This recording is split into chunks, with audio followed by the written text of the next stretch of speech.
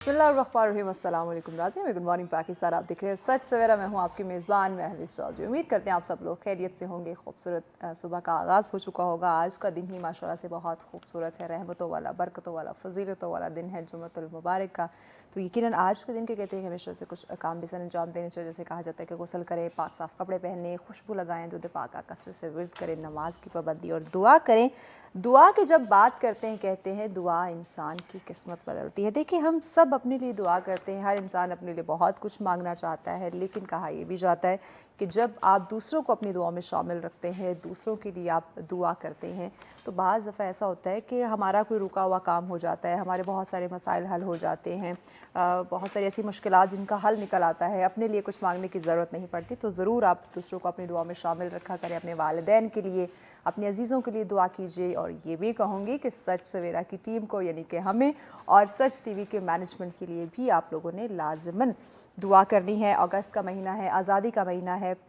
हमने गुज़श्ता रोज़ ही जश्न आज़ादी मनाई, हमने जो है वो पाकिस्तान की 77वीं सालगिरह मनाई। और आज के दिन जुम्मतुल मुबारक के दिन भी ये ज़रूर कहूँगी कि इस मुल्क की अमन व सलामती के लिए लाजमन आप लोगों ने दुआ करनी है कि जो भी मसले मसाइल मुश्किलात हैं इस वतन अज़ीज़ पे या हमारी वजह से वो अगर क्रिएट किए हुए हैं, तो अल्लाह पाक हमें उन तमाम मुश्किलात से जो है वो निजात दे। आमीन इलाही आमीन।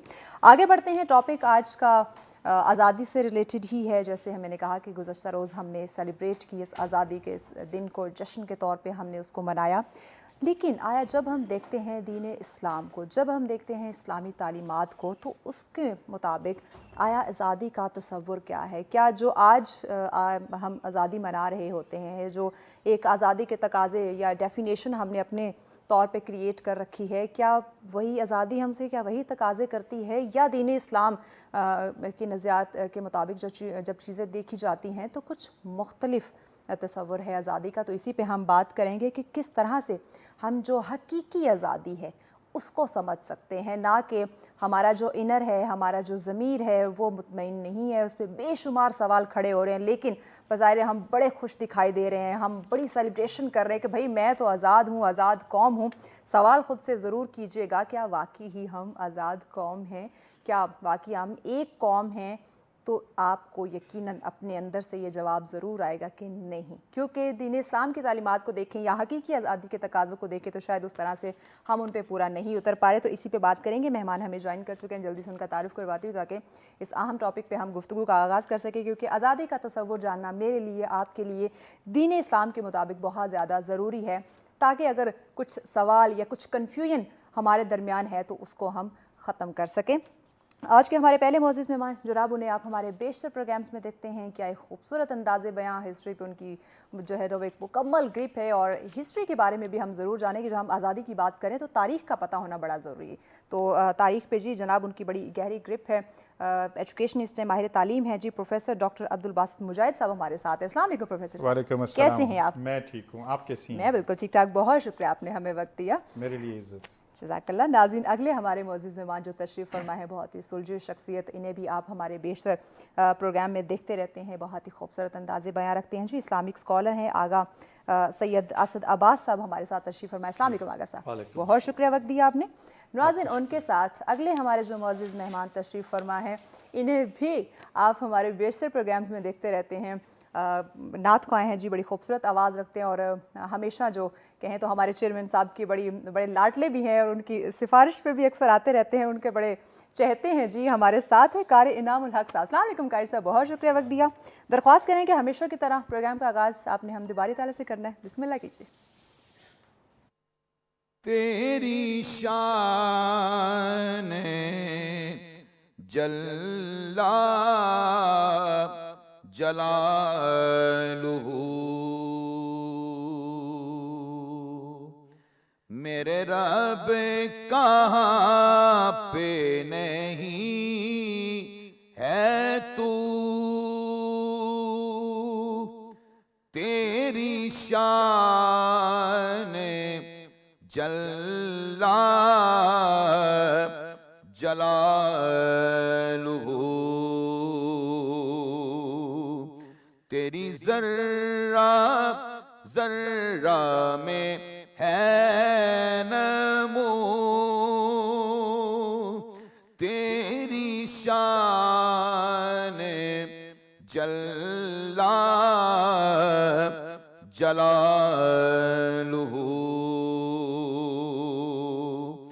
میرے رب کہاں پہ نہیں ہے تو تیری شان جلا جلالہ تیری قدرتوں کا شمار کیا تیری وسعتوں کا حساب کیا تیری قدرتوں کا شمار کیا تیری وسعتوں کا حساب کیا تو محیط عالم رنگ و بو تیری شان جلا جلالہ تیری شان جلا جلالہ تیرا فیض فیض عمیم ہے تو ہی میرا رب کریم ہے تیرا فیض فیض عمیم ہے تو ہی میرا رب کریم ہے میرے دل میں ہے تیری آرزو تیری شان جلا جلالہ تیری شان جلا جلالہ میرے رب کہاں پہ نہیں ہے تو تیری شان جلا جلالہ جزاک اللہ، بہت شکریہ قاری انعام الحق صاحب۔ ناظرین، آج کا ٹاپک جس پہ ڈسکشن کا آغاز کرنے جا رہے ہیں دین اسلام میں آزادی کا تصور، اس پہ گفتگو کی جائے گی۔ مہمان ہمارے ساتھ ہے جی پروفیسر ڈاکٹر عبدالباسط مجاہد صاحب، آپ ہی سے آغاز کرتے ہیں۔ ناظرین کی آسانی کے لیے یا ڈیفینیشن کے طور پہ بتائیے، آیا آزادی کیا ہے؟ بسم اللہ الرحمن الرحیم۔ ہمیشہ کی طرح بہت اچھا لگتا ہے مارننگ شو میں آپ کے آنا سچ سویرا میں۔ دیکھیے، آزادی کا اصل تصور تو یہ ہے کہ اللہ کریم نے اپنی دیگر تمام مخلوقات کو وہ آزادی عطا نہیں کی جو انسان کو ہے۔ کیا بات! آزادی یہ ہے کہ اللہ کریم نے انسان کو عقل دی، سوچ بوجھ دی، سمجھ بوجھ دی، اور ساتھ میں صحیح راستہ اور غلط راستے کا بھی بتا دیا، لیکن اس کو اس بات کی آزادی دی کہ وہ کون سا راستہ اپنی مرضی سے اختیار کرتا ہے۔ پھر ایک اور بات، یہاں آزادی کے تصور، اسلام کے اندر ان لمیٹڈ آزادی کا کوئی تصور نہیں ہے۔ وہ اس طرح ہے کہ حضرت علی کرم اللہ وجہ کریم سے کسی نے پوچھا کہ انسان کو کتنا اختیار حاصل ہے، یعنی کتنا آزاد ہے وہ، تو آپ نے فرمایا کہ اپنا ایک پاؤں اٹھا لو۔ تو اس نے پاؤں اٹھایا، تھوڑا سا وہ پھر بھی کھڑا رہا، کہا آپ دوسرا پاؤں بھی اٹھا لو، کہا میں تو گر جاؤں گا، تو کہا اتنی ہی آزادی۔ لہٰذا اسلام کے پرسپیکٹیو سے اگر ہم سمجھیں تو وہ یہ ہے کہ اسلام کے تصور آزادی میں بے لگام آزادی کا کوئی تصور نہیں ہے. انسان کو بنیادی طور پر بتایا گیا کہ وہ عبد ہے، یعنی بندہ ہے. بندے کو اپنے آقا کی غلامی کرنی ہوتی ہے. ایسے اور اسی طرح سے جیسے عبد ہے اسی طرح اما ہے، یعنی دونوں جینڈرز کے لیے کہ وہ اللہ کے بندے ہیں. تو بندگی کیا ہے؟ بندگی تو آقا کی بات ماننے میں ہے نا. بے شک. لہٰذا اللہ نے جو اختیار دیا ہو، جو آزادی دی ہو، وہ ایک لمیٹڈ ہے. اس میں ایک اور قرآن کی آیت سے ہم اس کو سمجھ سکتے ہیں کہ اسلام کا تصور کیا ہے. اللہ کریم سوال کرتے ہیں انسان سے کہ ام للانسانی ما تمنا، کیا انسان کے لیے وہی کچھ ہے جو وہ چاہے؟ اس انٹروگیٹو مارک کا استفہامیہ انداز میں اللہ کریم کہہ رہے ہیں کہ آزادی نعمت تو ہے لیکن ان لمیٹڈ نہیں ہے. نہیں ہے. صحیح. ایک اور بات کر کے اس موقع پر میں بات کرنا چاہتا ہوں کہ آزادی کو کے ساتھ رویہ کیا رکھنا ہے، وہ بھی اللہ نے فرما دیا کہ لَإِن شَكَرْتُمْ لَأَزِيدَنَّكُمْ وَلَإِن كَفَرْتُمْ إِنَّ عَذَابِي لَشَدِيدٌ. تو اللہ نے جو آزادیاں ہمیں دی ہیں، آزادی کو جنرلی اور پھر اسپیسیفکلی آگے چل کے ہم پاکستان کی آزادی پر بات کریں گے، تو اس پر شکر بجا لانا چاہیے. اور شکر بھی ایک رویہ ہے. شکر کا رویہ صرف زبان سے کہہ دینا نہیں ہے، بلکہ attitude, personality, trait of personality ایک شاکر بندے کی ہونی چاہیے. ورنہ جو کفران نعمت کرتا ہے تو پھر اللہ ان آزادیوں کو سلب کرنے کا بھی اختیار، سارے اختیار اس کے پاس ہیں. تو وہ اس بات سے بھی ہمیں اس آزادی کے تصور کو سمجھتے ہوئے یہ سب باتیں ذہن میں رکھنی چاہیے. یقیناً. جی آغا سید اسد عباس صاحب، آپ دین اسلام کو مد نظر رکھتے ہوئے ناظرین کی آسانی کے لیے آزادی کا تصور بیان کیجیے. جی بسم اللہ الرحمن الرحیم. دیکھیں، دین اسلام جو ہے وہ خالق اکبر نے فرمایا ان الدین عند اللہ الاسلام. اللہ کا پسندیدہ دین اگر کوئی ہے تو دین اسلام ہے. اور اسلام ایک آفاقی دین ہے. اور ہم جو اپنا زندگی گزار رہے ہیں اس اسلام کے اوپر، اس کے لیے خداوند متعال نے انبیاء کے ذریعے شریعتیں بھیجی ہیں. بالکل ایسے. شارع سے شریعت ہے، شریعت چلنے کا نام ہے. جس طرح ہم اپنے طور طریقے مذہب کے اندر رکھ کر اسی شریعت کہتے ہیں.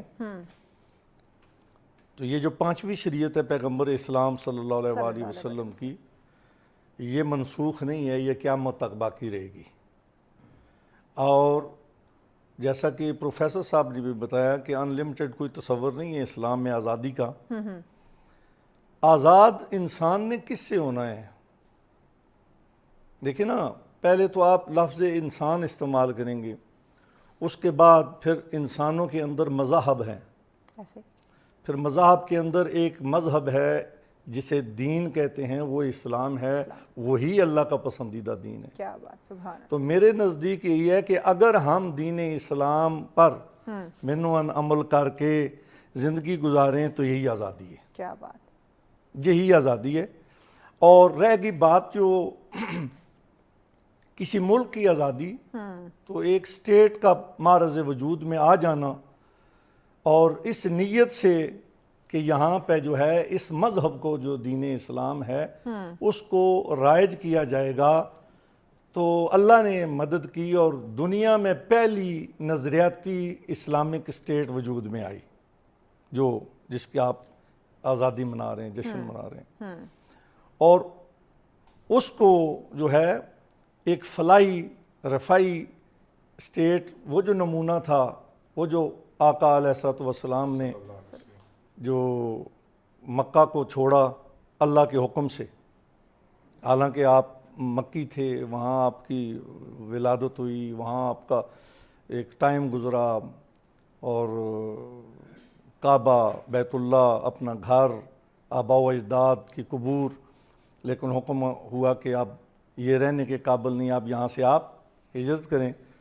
تو وطن کے ایک تصور کو خدا نے جو ہے نا وہ پیش کیا، اور وہ پہلی سٹیٹ جو ہے وہ مدینہ کی، جو ریاست مدینہ جسے کہتے ہیں، وہ پیغمبر اسلام نے وہ وہاں قائم کی، آزاد معاشرہ قائم کیا. ایسے دیکھیں آزاد معاشرہ قائم کیا, وہاں کوئی پولیس نہیں تھی, کوئی کسی قسم کی کوئی مطلب اس طرح کا کوئی فورس نہیں تھی کہ آپ جبراً کسی کو آپ کوئی زور زبردستی نہیں. زبردستی. یہودی بھی تھے, عیسائی بھی تھے, اور مسلمان جو ہے وہ پھر مختلف مہاجرین اور مذاہب کے انصار. لوگ وہاں پہ موجود. جی جی تھے, اور وہاں پہ جو ہے وہ ایسا اخوت اور بھائی چارے کا نظام آقا علیہ الصلوۃ والسلام نے پیش کیا کہ رہتی دنیا تک اس کا تصور قائم رہے گا, اس کی بنیاد قائم رہے گی, اور لوگ اس کی مثال پیش کریں گے مگر اس جیسا بنا نہیں پائیں گے. ریاست مدینہ کہنا تو بڑا آسان ہے, بنانے کے لیے وہ ایسا کام کرنا چاہیے, ایسا عمل کرنا چاہیے کہ انسان اپنے آپ کو آزاد خیال کرے. آزاد کہ میں آزاد ہوں.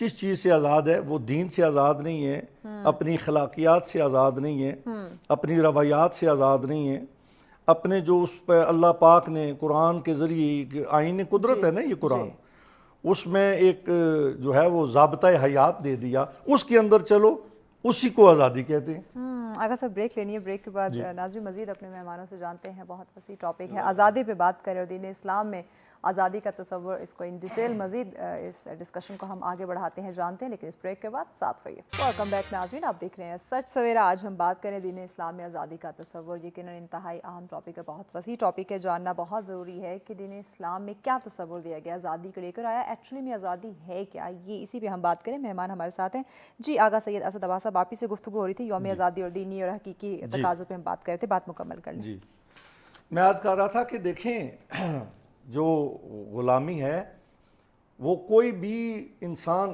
دیکھیے آپ ایک سٹیٹ میں ہیں اور اس سٹیٹ کے اندر جو ہے وہ مختلف نظریات ہیں. ایک نظریہ جو ہے وہ غالب آنے کی کوشش کرتا ہے کہ میں غالب آ کر دوسروں کی جو ہے شخصی آزادی اور مذہبی آزادی اور ان آزادیوں کو میں اپنے کنٹرول میں لے لوں. ٹھیک ہے نا, ہے نا, ایسے اور ان سے آپ نے کیسے آزاد ہونا ہے. اسلام تو میں نے پہلے عرض کیا ہے کہ اسلام نے جبر کا تصور ہی پیش نہیں کیا ہے. یعنی دین میں جبر ہے ہی نہیں ہے. جب دین میں جبر نہیں ہے تو پھر آپ کیوں کسی کو مجبور کرتے ہو کہ آپ جو ہے وہ اپنے عقیدے کے مطابق جو ہے وہ کسی کو کہیں کہ آپ ایسے زندگی گزاریں. ایسے اب اگر اسلام تو ایک آفاقی مذہب ہے اور صرف پاکستان میں تو نہیں ہے نا, یہ تو پوری کائنات کا دین ہے. اس میں جتنے ممالک ہیں ہر ملک میں جو ہے وہ مسلمان موجود ہیں. ایسے ٹھیک ہے, اور اسی دین کو جو ہے وہ آفاقی دین کہا گیا ہے. پیغمبر اسلام نے جو نظریہ صلی اللہ علیہ وسلم نے جو نظریہ پیش کیا ہے. اب امت, اسے کہتے ہیں امت محمد مصطفیٰ صلی اللہ علیہ وسلم. یہ امہ ہے, مسلم امہ. اب مسلم امہ جو ہے وہ اگر کسی دوسری قوم کی غلام بن گئی ہے تو مجھے یہ بتائیں کہ آزادی کدھر گئی. سوچیں نا, ہم اپنی ذہنی طور پہ آج کسی کے غلام ہیں. میں تو سچی بات کر رہا ہوں, غلام ہیں ہم. نہ ہم اپنے کوئی فیصلے کر سکتے ہیں, آزادی سے کوئی چیز نہیں. آپ کے پاس مطلب کنڈیشنز ہیں, یہ کرنا ہے اور یہ نہیں کرنا ہے. یہ دیکھیں ہم اس کے اوپر, اور پھر ایون یہاں تک کہ ہم اپنے بچوں کو جو نصاب پڑھا رہے ہیں وہ بھی اپنی مرضی کا نہیں پڑھا سکتے. یہ علامہ اقبال صاحب کی بات انہوں نے کی, بہت بڑی شخصیت تاریخ میں گزری ہے, اور ایسے لوگ صدیوں میں پیدا نہیں ہوتے, صدیوں بعد پیدا ہوتے ہیں. بہت وقت لگتا ہے کہ علامہ ڈاکٹر سر محمد اقبال اور ان کی زیادہ تر جو شاعری ہے یا پیغام ہے وہ فارسی میں, اور ایک یہ پروفیسر بیٹھے ہوئے ہیں, ایک سازش کے تحت فارسی کو ختم کیا گیا ہے. اور اس وقت آپ یہ جو انگلش میڈیم ہے, فارسی کو تو چھوڑ دیں, اردو آپ ان سے ذرا لکھوا لیں یا ان سے سن لیں یا پڑھوا لیں. یہ ابھی جو مستقبل میں آپ اپنے نظریے کی کیسے حفاظت کریں. 2 قومی تو نظریہ تھا, لیکن اس کی حفاظت بھی تو کریں. آپ کہاں رہے قائم, اس نظریے پہ قائم ہیں ہم.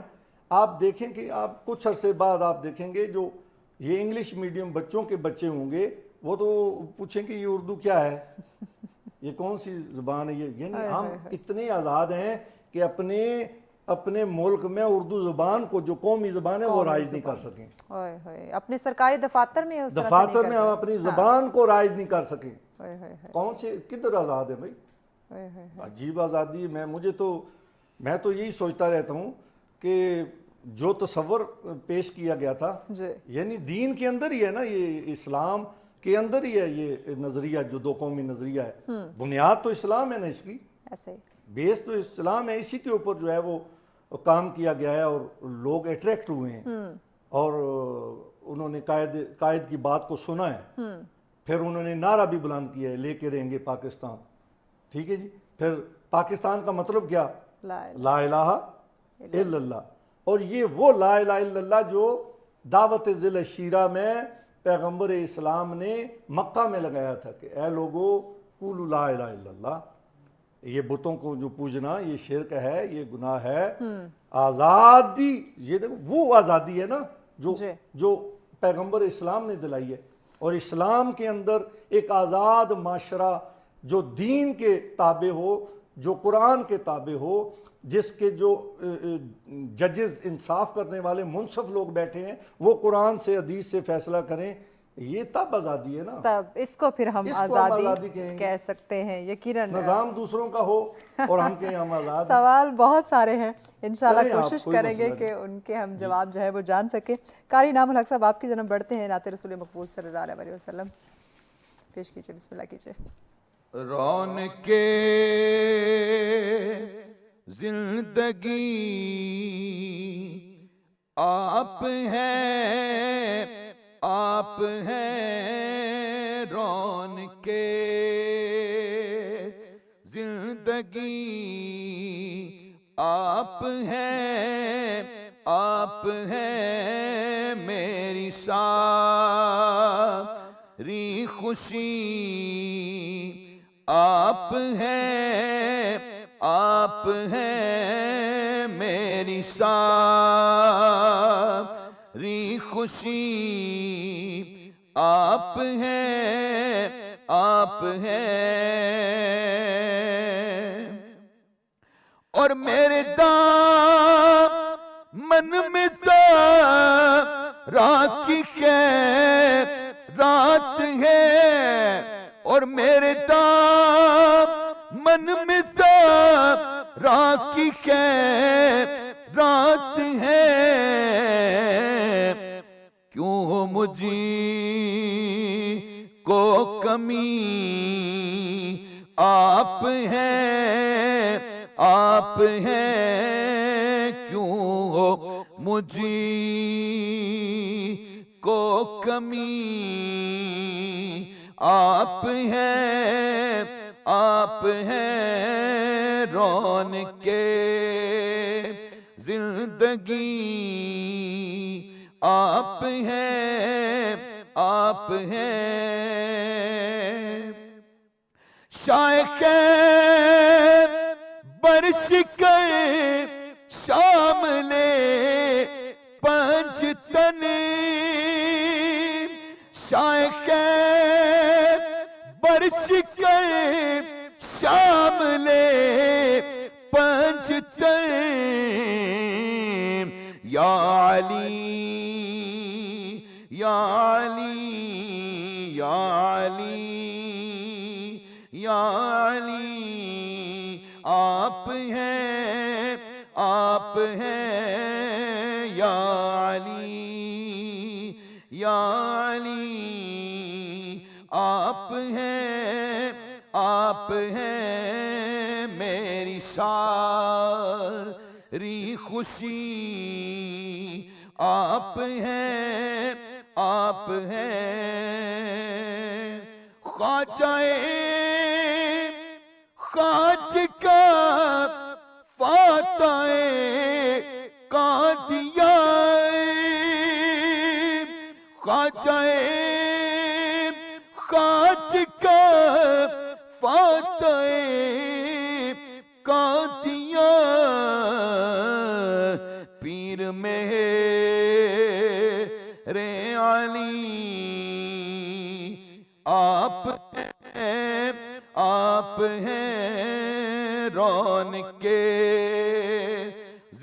زندگی آپ ہیں، آپ ہیں میری ساری خوشی، آپ ہیں، آپ ہیں۔ سبحان اللہ، ماشاء اللہ، جزاک اللہ، بہت شکریہ قاری انعام الحق صاحب۔ پروفیسر ڈاکٹر عبدالباسط مجاہد صاحب، آپ کی جانب آتی ہوں۔ آزادی کے بعد ملک کی بقا اور سلامتی کو بھی یقینی بنانا چاہیے، اس حوالے سے دین اسلام کا کیا حکم ہے؟ دیکھیے، یہ جو وطن ہے، وطن کی حفاظت ہے، اس کی آزادی کی حفاظت ہے، اس کو تو آپ اس انداز سے دیکھیں کہ نبی اکرم صلی اللہ علیہ وآلہ وسلم کو اپنے وطن مولود یعنی مکہ کے ساتھ کس قدر محبت تھی، بالکل۔ اور جس وقت اللہ کے حکم سے آپ نے ہجرت فرمائی تو مکہ کی طرف نگاہ کر کے فرمایا کہ اے مکہ تو مجھے بہت عزیز ہے۔ تو یہ وطن سے محبت یہ نبی کریم صلی اللہ علیہ وسلم کی سنت مطہرہ ہے۔ اور پھر دوسری بات یہ ہے کہ جب کوئی نعمت حاصل کی جائے اور قربانیوں کے بعد حاصل کی جائے، اور مجھے تو وہ تاریخ جھروکے سے وہ منظر سامنے آتا ہے کہ جب پاکستان کی طرف مشرقی پنجاب سے اور دیگر علاقوں سے لوگ ہجرت کر رہے تھے تو ان کے ساتھ کیا کیا خون چکاں داستان ہے جو ہم تک پہنچتی ہے۔ ماؤں کی گود سے بچوں کو چھین کر ہوا میں اچھالا جاتا تھا اور نیچے جو ہے نا وہ نیزے کی انی رکھ دی جاتی تھی اور کہا جاتا تھا یہ ہے تمہارا پاکستان۔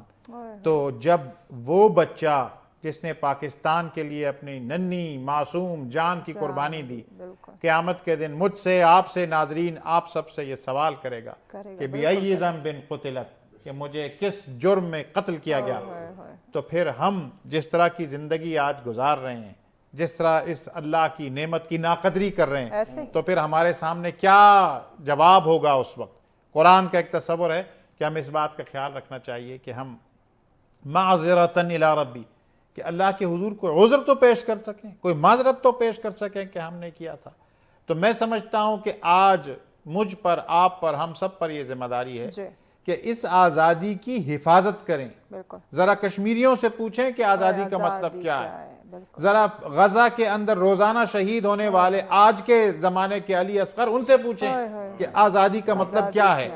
ہم نے اس کی قدر نہیں ہے اور ہم اس کا احساس ہی نہیں کر رہے، اور ایک دوسرے کے ساتھ، اور یہ جو ہم دیکھتے ہیں یہ اتنا بھی ہم نہیں کر سکتے کہ ہم سڑک پر چلتے ہوئے ٹریفک کی جو پابندی ہے اسے کر لیں۔ اور آپ دیکھیں کہ یہ اب جشن آزادی کے ایام میں لوگ باہر نکلتے ہیں تو وہ پکنک منا رہے ہوتے ہیں۔ بھئی یہ آزادی کا یہ مطلب ہے کہ آپ جو ریپرز لے کر آئے ہیں، جو فوڈ کے جو باکسز لے کر آئے ہیں، پھینک دیں، ایک خوبصورت جگہ کو آپ وہاں پر گند ڈال کے چلے جائیں، اور یہ اس میں کوئی تمیز نہیں ہے پڑھا لکھا ہے یا ان پڑھ ہے، شعور کی کمی ہے۔ تو اس کی حفاظت کا ایک تو یہ کہ ہم خود اس کے نگہبان بن جائیں۔ اگر ہم اس کو اپنا گھر سمجھتے ہیں تو اپنے گھر میں ہم پھیلاتے ہیں اس طرح چیزیں، اس بات کا خیال یہ تو کم سے کم ہے نا۔ اور دوسری بات یہ کہ اس کو سرسبز و شاداب رکھیں، کوئی شجرکاری کریں، اور صرف شجرکاری نہ کریں بلکہ اپنا، ہر انسان کا ایک اورا ہے، ہر انسان کے ارد گرد اس کو ایک حمائل کیا ہوتا ہے، اور جو اہل دل ہیں، جو روحانیون ہیں، وہ کہتے ہیں کہ انسان جو اللہ کا ذکر کرتا ہے تو اللہ کی مخلوق، نورانی مخلوق اس کو حمائل کیے ہوتی ہے۔ اسی طرح ایک شخص جو بری باتیں کرتا ہے، جو اس کے منہ سے غلط باتیں نکلتی ہیں، تو پھر ایک وہ جو بری مخلوق ہے، خبیثہ مخلوق، وہ اس کے گرد ہوتی ہے۔ یہی وجہ ہوتی ہے کہ ہم کچھ لوگوں کے پاس بیٹھتے ہیں تو ہمیں اللہ یاد آتا ہے، کچھ لوگوں کے پاس بیٹھتے ہیں تو ہمیں شیطان یاد آتا ہے۔ تو اس کا مطلب ہے ہر انسان کا اورا ہے۔ تو پاکستان میں بسنے والے ہر انسان کا، ہر پاکستانی کا ایک اورا ہونا چاہیے، اس کے اندر شکر کا رویہ ہونا چاہیے، اس آزادی کی حفاظت کا تصور ہونا چاہیے۔ اور یہ حقیقی آزادی میں کیسے بدلے گی؟ وہ جیسے ابھی آغا صاحب کہہ رہے تھے، ہمیں حقیقی معنوں میں آزاد ہونا چاہیے۔ ہم تو اتنے بھی آزاد نہیں کہ ہم اپنی جو پاکستان کے اندر بسنے والے لوگ ہیں ان کو اپنی مرضی سے جائز بل بھیج سکیں، یعنی وہ بھی باہر طے ہو رہا ہے، یعنی یہ IMF طے کر رہا ہے کہ گھر میں بل کیسا ہے۔ اور یہاں میں آپ کو یہ پروگرام کے توسط سے کہوں کہ یہاں اسلام آباد کے ایک سبرب ایریے کے اندر ایک فیملی رہ رہی ہے جن کا جو کرایہ دیتے ہیں 9,000 روپے۔ اور ان کا بل آیا ہے 50,000 روپے. اللہ اکبر. مجھے بتائیے کہ لوگ خودکشیاں نہ کریں تو کیا کریں؟ کیا کریں؟ تو پاکستان کی حقیقی آزادی کا تصور یہ ہے کہ آج ہمیں یہ ڈیسائیڈ کر لینا چاہیے 77 سال گزار دینے کے بعد کہ ہم کسی ایسے معاہدے کو نہیں مانتے جو کہ عدل پر مبنی نہ ہو. ایسے آپ اندازہ کر لیں کہ آئی پی پیز کا یہ عالم ہے کہ وہ بجلی نہ بنانے کے پیسے ہم سے لے رہے ہیں. یہی بات. اب دیکھیں کہ جو متوسط کلاس ہے، متوسط طبقہ ہے، وہ تو ختم ہو گیا، ایویپوریٹ ہو گیا. چند لوگ اوپر چلے گئے، باقی لوگ جو ہے نا غربت کی لکیر سے نیچے جا رہے ہیں. نیچے جا رہے ہیں. علامہ محمد اقبال نے جو پلیڈ کیا تھا پاکستان کا کیس، جس کو حاصل کیا قائد اعظم نے، وہ تو یہ تھا کہ ہندوستان میں رہتے ہوئے مسلمان معاشی طور پر آزاد نہیں ہو سکتے. تو وہ تو آج بھی ہم نہیں آج ہیں. بھی نہیں. اس کا مطلب ہے کہ وہ حقیقی آزادی نہیں ہے. نہیں ملی. اور دوسری بات، جو لوگ کہتے ہیں نا جی پاکستان میں کیا ہے، ان کو میں یہ بتانا چاہتا ہوں کہ آج میں ابھی اس پروگرام سے آتے ہوئے ایک جو دہلی میں رہنے والی مسلمان پولیٹیشین خاتون کی بات سن رہا تھا. ان سے کہا گیا کہ پاکستان کس لیے معرض وجود میں، مسلمانوں نے کیوں مطالبہ کیا؟ وہ ہندوستان میں بیٹھ کر یہ بات کر رہی تھی. وہ کہہ رہی تھی کہ اس وقت ہندوستان میں عالم ہے کہ دہلی میں کسی مسلمان کو کرائے پر کوئی گھر دینے پر تیار نہیں ہے. یہ 2024 کی بات ہے. وہ سوال کرتا کیا اس وجہ سے؟ اس نے کہا اسی وجہ سے. وہ کہہ رہے ہیں کہ جو لوگ ہمیں ملنے کے لیے آتے ہیں، سیاستدان ہیں، وہ کہتے ہیں جی ہم آپ سے مل نہیں سکتے چونکہ کل ہم نے بچوں کو جو ہے نا وہ اسکولوں میں داخل کرانا ہے. اور انہوں نے کہا جی میں ایک یعنی پارلیمانی سیاست کرنے والی خاتون، میرے ساتھ یہ حال ہو رہا ہے تو باقی کے ساتھ کیا ہوگا؟ تو ہمیں یہ بات سمجھنی چاہیے کہ اس ملک میں ہم فرسٹ کلاس شہری ہیں. ہمیں کوئی شخص یہ نہیں کہہ سکتا کہ تم 2 نمبر یہ دوسرے درجے کے شہری ہو. لیکن ہمیں اس کی قدر کرنی چاہیے، اور اس کی قدر یہی ہے کہ ہم سب اس کے نگہبان بن جائیں، اس کے پاسبان بن جائیں. اور ایک اور بات میں یہاں پر یہ بات بھی بتانا چاہتا ہوں چونکہ ہم اسلامی تصور کی بات کریں. دیکھیے لا اکراہ فی الدین، تو لا اکراہ فی الدین قرآن میں یہ آیہ مبارکہ بالکل آیت الکرسی کے ساتھ منسلک ہے. اور یہ بات اتنی نہیں ہے لا اکراہ فی الدین. اللہ تعالیٰ کہتے ہیں قد تبین الرشد من الغی، کہ ہم نے بالکل ہدایت کے راستے کو، ہدایت کو اور جو دوسرا راستہ ہے اس کو واضح کر کے تمہارے سامنے رکھ دیا. بالکل ایسے. قد تبین الرشد من الغی فمن یکفر بالطاغوت ویؤمن باللہ، پھر جو طاغوت کا انکار کر دے اور ایمان لے آئے اللہ پر ایمان. کیا بات. ان کے ساتھ پھر کیا معاملہ ہوگا؟ اللہ تعالیٰ کہتا ہے کہ اللہ تعالیٰ یخرجونہم من الظلمات الی النور، کہ انہیں اندھیروں سے نکال کر روشنی کی طرف. تو ہم اپنے آپ کا خود جائزہ لیں کہ آیا ہم روشنی میں ہیں کہ اندھیرے میں ہیں؟ ہم جہالت میں ہیں یا روشنی میں ہیں؟ حقیقی ہم پر جو ذمہ داری ہے اس کا ہمیں جواب دہ ہونا ہے. اور وہ کیا ہے کہ یہ ملک حاصل کیا گیا تھا اسلام کے نام پر. آج بھی یہاں سود پر کاروبار ہوتا ہے.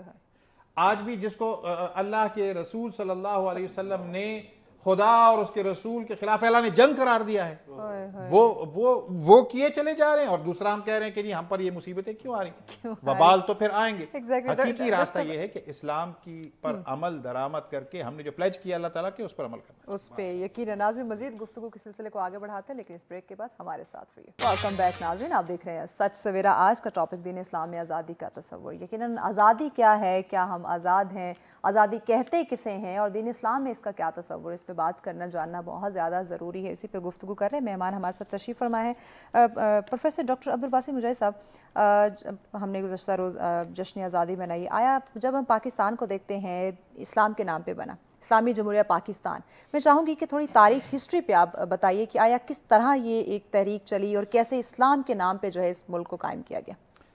جی ایسا ہے کہ جب ابتدائے آفرینش ہوئی، اللہ نے اس دنیا کو بنایا، تو اس دنیا میں بناتے ہوئی جو تصور ہمیں قرآن سے ملتا ہے وہ یہ ہے کہ اللہ رب العزت نے کہا کہ جھک جاؤ آدم کے سامنے، تو شیطان نے انکار کیا، ابلیس نے انکار کیا اور وہ مردود ہو گیا. حضرت آدم علیہ السلام سے بھی ایک فروگزاشت ہوئی، وہ درخت جس سے کہا گیا تھا کہ اس کا پھل نہ کھاؤ وہ کھایا.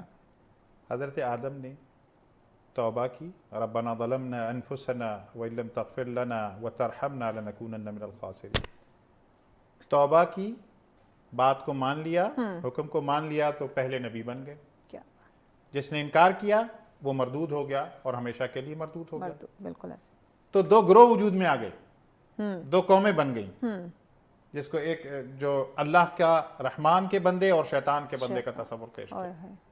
گویا دو قومی نظریہ تو اسی دن معرض وجود میں آ گئے. وہیں پہ اب ہم ایک لمبا سفر طے کرتے ہیں, کٹ اینڈ شارٹ کرتے ہیں اور آ جاتے ہیں جنوبی ایشیا پر, ہندوستان پر. ہندوستان میں دو قومی نظریہ کس نے پیش کیا, جس دو قومی نظریے کی بنیاد پر یہ ملک حاصل کیا گیا, بالکل وہ شیخ احمد سرہندی حضرت مجدد الف ثانی رحمہ اللہ نے پیش کیا. صحیح. اکبر کا زمانہ ہے, اکبر نے 50 سال کا وقت گزارا, اور اکبر چونکہ بہت بچپن سے آ گیا اور مختلف لوگوں کے زیر تربیت رہا, خود اتنا پڑھا لکھا نہیں تھا, تو اس نے ایک ملغوبہ سا, ایک ہاچ پاچ سا, ایک مکسچر سا دین الہی کے نام سے بنایا. اس نے کہا سارے مذاہب ایک جیسے ہوتے ہیں. آج کل بھی لوگوں کو بڑا, یہ آغا صاحب ایگری کریں گے کہ آج کل بھی لوگوں کو بڑا شوق ہے کہ سارے مذاہب ایک ہی ہیں جی, دین ابراہیمی ہے اور فلان ہے. یہ اس وقت بھی پیش کیا گیا اور ایک مکسچر سا بنایا گیا, صحیح. اور اس کو دین الہی کا نام دیا گیا. کون شخص کھڑا ہو گیا ان کے سامنے, ان کا نام تھا شیخ احمد سرہندی مجدد الف ثانی. انہوں نے کہا جی اسلام محض اسلام ہے, وہ کسی کے ساتھ اس کو مکسچر نہیں کیا جا سکتا, قید و بند کی صعوبتیں برداشت کی. لیکن آج ہم اگر اسلام کے نام لیوا ہیں تو اس میں ان کو مجدد اسی لیے کہا گیا کہ نبی کریم صلی اللہ علیہ وآلہ وسلم کی ایک حدیث مبارکہ ہے جس کے مطابق ہر جو 1000 سال ہیں اس کے بعد اللہ تعالیٰ کسی ایک ایسے بندے کو بھیجتا ہے جو دین کو ریوائیو کرتا ہے. بالکل ایسے. تو وہ یہ ان کو اس لیے لقب دیا گیا. تو گویا جنوبی ایشیا میں پاکستان کی بنیاد دو قومی نظریے کی بنیاد شیخ احمد سرہندی نے, پھر شاہ ولی اللہ رحمہ اللہ سے ہوتی ہوئی بات سر سید احمد خان پہ پہنچتی.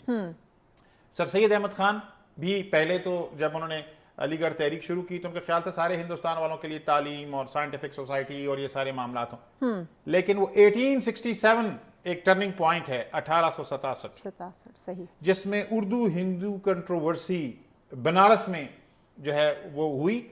اس دن سید زادے تھے سر سید احمد خان, انہوں نے پریڈکٹ کر دیا, انہوں نے کہا کہ میں دیکھ رہا ہوں کہ اب یہ دونوں قومیں اکٹھی زیادہ عرصے تک نہیں رہ سکیں. 1867 میں 67 میں یہ بات, جی 1867 1867 صدی پہلے پاکستان کے بننے سے 80 سال کے لگ بھگ پہلے. اس کے بعد انہوں نے ہی تصور یہ دیا کہ مسلمان اور ہندو دو الگ الگ قومیں ہیں. یہ سلسلہ آگے بڑھتا ہے اور پھر اللہ تعالیٰ ایک اللہ کے ولی کو اس دنیا میں ہمارے لیے بھیجتے ہیں, اور وہ کون ہیں؟ علامہ محمد اقبال. بالکل. علامہ محمد اقبال ابتدا میں وہ بھی ترانہ ہندی لکھتے ہیں, آج بھی ہندوستان میں گنگنایا جاتا ہے. ایسا ہی ہے. پھر جب وہ ہندو مینٹالٹی, جی, ہندو مزاج سے واقف ہوتے ہیں تو پھر وہ ترانہ ملی لکھتے ہیں. وہ ایک امت کا تصور پیش کرتے ہیں, چین و عرب ہمارا, ہندوستان ہمارا, مسلم ہے ہم, سارا جہاں ہمارا, ایک اسلام کا تصور پیش کرتے ہیں. اللہ نے ان کو ان کی زندگی میں قبول عام دیا. پھر ہم آتے ہیں 1930 الہ آباد کا خطبہ ہے, مسلم لیگ کی صدارت سالانہ اجلاس کی کرتے ہیں. 1930 میں انہوں نے تصور پیش کیا کہ مسلمان اور ہندو اکٹھے نہیں رہ سکتے, اور میں یہ دیکھ رہا ہوں کہ ایک نئی ریاست ہمارے وجود میں. اسی لیے ہم علامہ محمد اقبال کو مصور پاکستان کہتے ہیں. پاکستان کی سوچ کو سوچنے والے, پاکستان کا تصور دینے والے وہ علامہ محمد اقبال تھے. پھر علامہ اقبال صرف ایک مسلم فلسفر ہی نہیں ہیں, بلکہ وہ اتنے پریکٹیکل ہیں کہ انہوں نے دیکھ لیا کہ تصور تو میں نے پیش کیا, لیکن اس تصور کو حقیقت کا رنگ بھرنے کے لیے جس شخصیت کی ضرورت ہے وہ انہیں محمد علی جناح کی شکل میں نظر آئی, جو آج ہمارے قائد اعظم ہیں. انہوں نے انہیں صرف یہ کہ قائل کیا کہ وہ واپس انگلستان سے آئیں, بلکہ انہیں وہ فکری بنیاد فراہم کی. اور فکری بنیاد کیا تھی؟ انہوں نے جو ان کے خطوط ہیں جو ہے قائد اعظم کے نام, وہ سارے موجود ہیں, وہ چھپ چکے ہیں, اور اس میں وہ ایک کنونسنگ ہے. اور اس کے لیے میں ناظرین کے گوش گزار کروں گا کہ ایک بہت ہی اہم کتاب ہے اقبال کے آخری 2 سال, اور عاشق حسین بٹالوی نے جو چشم دید ہے انہوں نے لکھی. اس سے پتہ چلتا ہے کہ جو قائد اعظم کو فکری بنیاد فراہم کی وہ علامہ محمد اقبال نے کی. اور یہاں پر پھر ہم 1930 سے آتے ہیں 1940 میں, اور یہ جسے ہم یوم پاکستان, یوم قرارداد پاکستان کہتے ہیں. وہ موقع ہے کہ جب آج کا اقبال پارک اور اس وقت کا منٹو پارک, اس میں مسلمانان ہندوستان یکجا ہوتے ہیں قائد اعظم کی قیادت میں.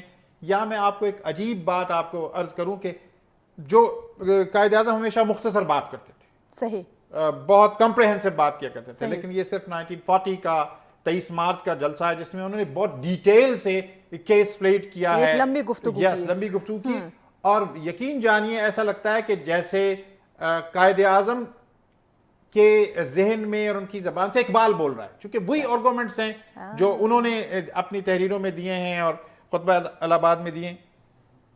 اور قائد اعظم کہتے ہیں اس 23 مارچ کے موقع پر کہ دنیا کی کسی بھی تعریف کے تحت مسلمان ایک قوم ہیں, الگ قوم ہے, یا ایک قوم نہیں 2 قومیں رہتی ہیں, اور اس کے بعد وہ اس کا جو آرگومنٹ بلڈ کرتے ہیں وہ آج بھی اسی طرح یعنی روز روشن کی طرح عیاں اور بہت واضح اور بین ہے.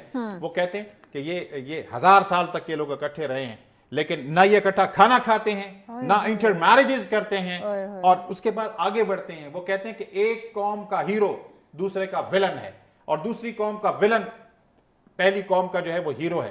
تو یہ لوگ کیسے رہ سکتے ہیں؟ اور وہ پھر اس کی حقیقت ہم نے دیکھی کہ انگریز کے زمانے میں جب ریلوے اسٹیشنز بنائے گئے تو ریلوے اسٹیشنز پر جو پانی میسر ہوتا تھا وہ کہا جاتا تھا کہ یہ ہندو پانی ہے, یہ مسلم پانی ہے, یعنی ایک دوسرے کے نلکے سے پانی نہیں پی سکتے تھے. اور وہ بھی آج آپ ذرا گولڈا میں ریلوے جو میوزیم بنا ہے ادھر جا کے دیکھیے, وہ نلکوں کا تصور آپ کو نظر آ جائے گا. تو یہ تھا جب منزل کا تعین ہوا. اور پھر یہ منزل کا تعین کس لیے ہوا تھا؟ وہ اس لیے ہوا تھا کہ قائد اعظم سے پوچھا گیا کہ آپ پاکستان کا مطالبہ کیوں کر رہے ہیں؟ تو آپ نے فرمایا کہ میں ایسی تجربہ گاہ چاہتا ہوں جہاں پر اسلام پر عمل کر کے اس کو ایک ایگزامپل کے طور پر پیش کیا جائے. تو گویا یہ ایک لیب بنانا چاہتے تھے اسلام کے تصور کو کا ایکسپیرینس کرنے کے لیے. اور ایک اور بات, آج جو لوگ قائد اعظم کو سیکولر کہتے ہیں, آج جو لوگ کہتے ہیں کہ وہ ان کے ابھی تک واضح نہیں تھا, میں ان کو آپ کے شو کے توسط سے یہ بات بتا دینا چاہتا ہوں کہ ان سے جب پاکستان بن رہا تھا تو امریکن براڈ کاسٹ ریڈیو کے ایک نمائندے نے سوال کیا کہ جو ملک بننے چلا جا رہا ہے اس کا آئین اور دستور کیا ہوگا؟ یہ وہ کلین شیوڈ, وہ خوبصورت آدمی, وہ کیا جواب دیتا ہے؟ وہ کہتا ہے کہ ہمارا آئین تو 1350 سال پہلے بن چکا ہے, اور وہ قرآن ہے. بے شک بے شک. This is what کہ ہم نے کس طرح یہ مراحل طے کیے, اور پھر دنیا نے دیکھا کہ ایک معجزے کی شکل میں صرف 7 سال کے عرصے میں کیا ہوا کہ اس دنیا کا نقشہ الٹر ہو گیا. اس دنیا کے نقشے پر پاکستان نام سے کوئی خطہ زمین تھا ہی نہیں. اور یہ جو سٹینلے والپٹ نے جو ٹریبیوٹ پیش کیا ہے وہ میں ناظرین کے گوش گزار کرنا چاہتا ہوں. سٹینلے والپٹ جناب پاکستان لکھتا ہے اور اس میں کہتا ہے کہ ایسا بہت کم ہوتا ہے کہ کوئی قوم کوئی تحریک چلائے, پھر ایسا بہت کم ہوتا ہے کہ وہ دنیا کے نقشے کو بدل دے اور ایک نئی قوم وارث وجود میں آئے جس کو پاکستانی قوم کہتے ہیں. یہ تینوں کام جو دنیا میں کسی نے نہیں کیے وہ کس نے کر کے دکھا دیے؟ قائد اعظم محمد علی جناح نے. آج کے دن ہم آزادی کے تصور پر بات کرتے ہوئے ہم بابا قوم کو ٹریبیوٹ پیش کرتے ہیں. یقیناً کیا خوبصورتی کے ساتھ ناظرین پروفیسر ڈاکٹر عبدالواسی مجاہد صاحب نے تاریخ یعنی کہ ہسٹری ہمارے سامنے رکھی کہ آیا کس طرح سے پاکستان جو ہے وہ مارز وجود میں آیا. آغا صاحب جاننا چاہوں کہ یوم آزادی کے دینی اور جو حقیقی تقاضے ہیں وہ کیا ہیں, وہ ذرا کلیئر کیجئے ناظرین کے لیے. جی بسم اللہ الرحمن الرحیم. اسلام میں جو ہے وہ میں نے پہلے عرض کیا کہ آزادی کے جو دینی تقاضے یہ ہیں کہ خدا نے اپنی لاریب بے عیب بے مثل بے مثال کتاب میں ارشاد فرمایا لا اکراہ فی الدین, دین میں جبر نہیں ہے. اعتقادی طور پہ بھی کسی کو جبراً آپ کسی مذہب سے عقیدے سے ہٹا نہیں سکتے. پیش کر سکتے ہیں اپنا نظریہ عقیدہ, جیسے کہ خداوند متعال نے فرمایا کہ اے رسول ہم نے تو آپ کو جو ہے وہ مبلغ بنا کر بھیجا الا البلاغ, آپ نے تبلیغ کرنی ہے, پیش کرنا ہے کسی چیز کو, تو جبر نہیں ہے. پہلی بات تو یہ ہے. اب اس کے اندر جو ہے وہ آزادی جو انسان چاہتا ہے, انسان کے اندر ایک فطرت ہے, جبلت ہے, اس کے تحت وہ چاہتا ہے کہ میں ہر چیز سے آزاد ہو جاؤں. ٹھیک ہے, وہ خود اس کے اندر ایک جو ہے وہ ارتقاء ہے کہ میں آزاد ہو جاؤں. کوئی میری جو ہے وہ روک ٹوک والا نہ ہو، یعنی میں جو جس طرح سے چاہوں میں چاہوں ہو جائے، لیکن یہ ایسا ہو نہیں سکتا ہے۔ پاسبل نہیں ہے۔ تو اللہ نے اپنی اس پاک لا ریب عیب کتاب میں جو ہے وہ جو ارشاد فرمایا 1,24,000 انبیاء وہ اسی لیے آئے کہ جو انسان اللہ نے خلق کیا اس کا پھر معاشرہ بنا، معاشرے میں پھر ایک نظریے کے تحت زندگی گزارنے کے لیے اتنے بڑے بڑے ٹیچرز بھیجے گئے جو اصلاح کریں، بالکل تزکیہ نفس کریں، یقیناً۔ ٹھیک ہے جی۔ اور ہمارے جو آقا و مولا سرکار ختمی مرتبت ہیں صلی اللہ علیہ وآلہ وسلم، انہوں نے بھی یہی چیز انسان کو سکھائی کہ جبر کسی کے اوپر نہیں ہے، انسان اپنے عقیدے میں آزاد ہے، صحیح، لیکن جو عقیدہ دیا گیا ہے اس کے اوپر مینو عمل کرنے سے ہی انسان جو ہے وہ اپنی منزل تک پہنچ سکتا ہے۔ بے شک، وہ منزل کیا ہے؟ انسان کی ہدایت۔ انسان کو جب ہدایت مل گئی تو وہ اپنی منزل کو پہنچ گیا۔ جب ہدایت اسے وصول ہوگی، مل گئی، اس پر اس نے چل کے اپنی زندگی کو گزار لیا تو یقیناً وہ انا ہدینہ السبیل اما شاکرا و اما کفورا، دو راستے ہیں، ان میں سے ایک کو چوز کرنا ہے۔ ایک ہدایت کا راستہ ہے اور ایک جو ہے وہ کفران نعمت کا راستہ ہے۔ ان دونوں راستوں میں سے ایک راستے کا آپ نے چناؤ کرنا ہے۔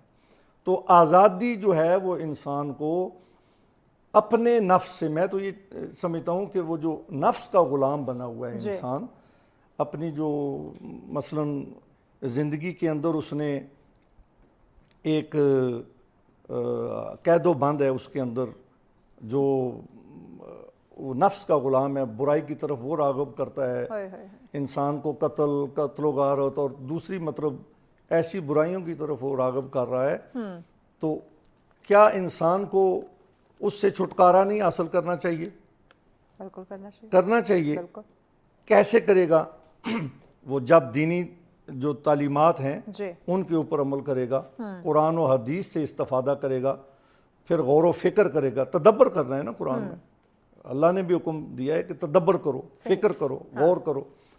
تو جب وہ اس کے اندر جو ہے نا ایک چیز پیدا ہوگی کہ میں یہ غلط کر رہا ہوں، دیکھیں نا، ہے نا، اسی کا نام ہے توبہ، پلٹنا، واپس ہونا، کہ وہ اس کے اندر ایک احساس پیدا ہو گیا کہ میں یہ غلط ہوں۔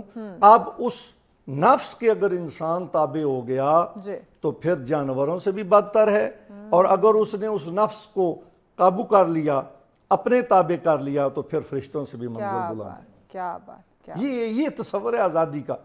باقی جو ہے یہ انسان مثلاً آپ دیکھیں کہ دین میں جو ہے وہ یہ جو آپ باجے بجا کے آزادی کر رہے ہیں، یہ کہاں لکھا ہے دین میں؟ میں نے تو یہ جو ہسٹری میں پڑھا ہے کہ مکہ کے بعد جو ہے نا، جب نماز ادا ہوتی تھی، عبادت ہوتی تھی، تو کفار جو وہ سیٹیاں بجاتے تھے۔ مطلب اس ٹائم باجا نہیں تھا، سیٹی ایک ہی چیز ہے نا، تالیاں بجاتے تھے، وہ ڈسٹرب کرتے تھے۔ اب دیکھیں نماز کا ٹائم ہے، باجے بج رہے ہیں، عجیب قسم کا ادھم مچا ہوا ہے، روڈیں بلاک کر دی جاتی ہیں، ایمبولینسیں پھنسی ہوئی ہیں۔ یہ کہاں سے آپ نے منع کرنے پہ کہا تھا کہ بھائی ہم تو آج آزادی منا رہے ہیں، ہم تو آزاد۔ کون سی آزادی منا رہے ہیں؟ مجھے یہ بتائیں نا کہ ہم کس چیز سے آزاد ہوئے ہیں؟ کس چیز سے ہم آزاد ہوئے ہیں؟ دیکھیں ہم کسی چیز سے آزاد تو نہیں ہے، نہ اپنے دین سے باہر ہو سکتے ہیں، نہ اپنے ماں باپ کا حکم عدولی کر سکتے ہیں، نہ اپنے معاشرے کو توڑ سکتے ہیں، نہ اپنے ہم جو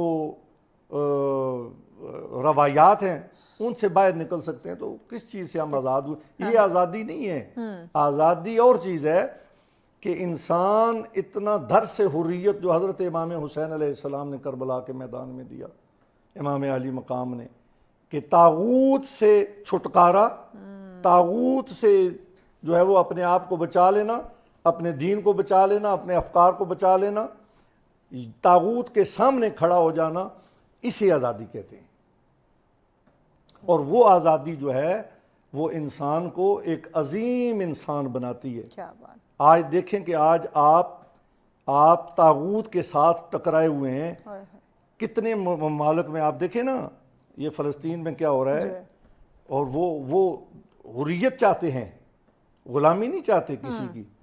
دین بھی یہی درس دیتا ہے کہ تم جو اقوام عالم ہے، جو باطل قوتیں ہیں، ان سے آزاد ہو جاؤ۔ ان سے آگا صاحب بریک لینی ہے، بریک کے جی، بعد آپ ضرور کی اس دیں۔ بات کو مکمل کرتے ہیں۔ ناظرین انتہائی اہم ٹاپک ہے، ان ڈیٹیل ڈسکشن کو آگے بڑھائیں گے اس بریک کے بعد، ہمارے ساتھ رہیے۔ ویلکم بیک ناظرین، آپ دیکھ رہے ہیں سچ سویرا۔ آج ہم بات کریں دین اسلام میں آزادی کا تصور، بہت ہی ڈیٹیل کے ساتھ ہمارے مہمان جو ہیں اس پہ روشنی ڈال رہے ہیں، قرآن و سنت کی روشنی میں اسلام کو مد نظر رکھتے ہوئے، اسلامی تعلیمات کو مد نظر رکھتے ہوئے بتا رہے ہیں کہ آیا ایکچوئل میں حقیقی آزادی کیا ہے، اور جسے ہم پاکستان جیسے خوبصورت ملک میں رہتے ہیں، آزاد سانس لے رہے ہیں، یہ لاکھوں قربانیوں کے بعد ہمیں ملا ہے، اور کیسے ہم نے اس کی حفاظت کرنی ہے، اس پہ جو ہے وہ بات کی جا رہی ہے۔ چونکہ اسلام کے نام پہ بننے والا یہ ملک اسلامی جمہوریہ پاکستان ہے، تو اس کی حفاظت کرنا بھی ہماری ذمہ داری ہے۔ مہمان ہمارے ساتھ تشریف فرمائے ہیں، ڈسکشن کا سلسلہ جاری ہے۔ آغا سید اسد عباس صاحب فرمائیے گا، بریک پہ جانے سے پہلے پروفیسر ڈاکٹر عبدالباسط مجاہد صاحب فرما رہے تھے کہ آیا اس ملک کی حفاظت بھی ہم نے کرنی ہے، اور حفاظت یہ کہ ایک تو ہم نے قانون کی پاسداری کرنی ہے، دیگر انہوں نے جو ہے وہ طریقے بتائے، اور ساتھ ہی انہوں نے شجرکاری کا ذکر کیا۔ اس وقت ہم دیکھتے ہیں کلائمیٹ چینج کا ہم نام یوز کرتے ہیں کہ بے موسمی بارشیں، گرمی کا زیادہ ہو جانا یا سردی کا کم ہو جانا، اس طرح کے جو ہے نا وہ کچھ چیزیں ہم سامنے رکھتے ہیں۔ درخت لگانے ہم نے کم کر دی، کاٹنا ہم نے زیادہ شروع کر دیا ہے، لگانا ہم نے کم کر دی ہے۔ آیا اسلام کے اندر، دین اسلام کی جہاں ہم بات کر رہے ہیں، اس پہ آپ ضرور روشنی ڈالیے گا کہ اسلام میں تو درخت لگانے کے یعنی کہ شجرکاری کے کام کو بھی صدقہ جاریہ کہا گیا ہے۔ جی روشنی ڈالیے۔ بالکل درست فرمایا، اور بڑی جو ہے وہ مدلل گفتگو کی ہے پروفیسر صاحب نے۔ دیکھیں، حفاظت کی آپ نے بات کی ہے، تو ایک ہے وجود، ایک ہے اس کی بقا۔ ایک جب وجود کی کوئی عمارت، مثلا یہ آپ کی عمارت ہے، پلازا ہے، تو اس کو بنانے میں بہت سارے اذہان شامل تھے، اور انہوں نے آرکیٹیکٹ اور اس طرح سارا ڈیزائن کیا، اور محنت کر کے اس کو بنایا گیا، پیسہ بھی خرچ ہوا۔ تو اب جب یہ بن گیا ہے، اب کیا کرنا ہے؟ اس کی حفاظت کرنی ہے نا۔ اتنے سارے ملازمین، جو کوئی صفائی والا ہے، کوئی مینٹیننس والا ہے، کوئی الیکٹریشین ہے، کوئی پلمبر ہے، وہ کیا کر رہے ہیں؟ وہ اس کی حفاظت کر رہے ہیں۔ اس کی حفاظت پر مامور ہے کہ لانگ لیو، یہ زیادہ چلے۔ جو ہمارا وطن ہے وہ بہت خوبصورت وطن ہے، یقینا۔ اس میں دیکھیں نا آپ، میں جب گھر سے چلا تو ٹھنڈی ٹھنڈی ہوائیں چل رہی تھیں، اور راستے میں بارش سٹارٹ ہوگی، اور سامن کا یہ دیکھیں یہ چل رہا ہے مہینہ، خوبصورت ہے، جو ہے وہ ماحول ہے۔ اس کو ہم نے کیا کرنا ہے؟ جو مل تو گیا ہے، قربانیوں کے بعد ملا ہے، بڑی محنت کے بعد ملا ہے، لیکن ہمیں تو فری میں ملا ہے نا۔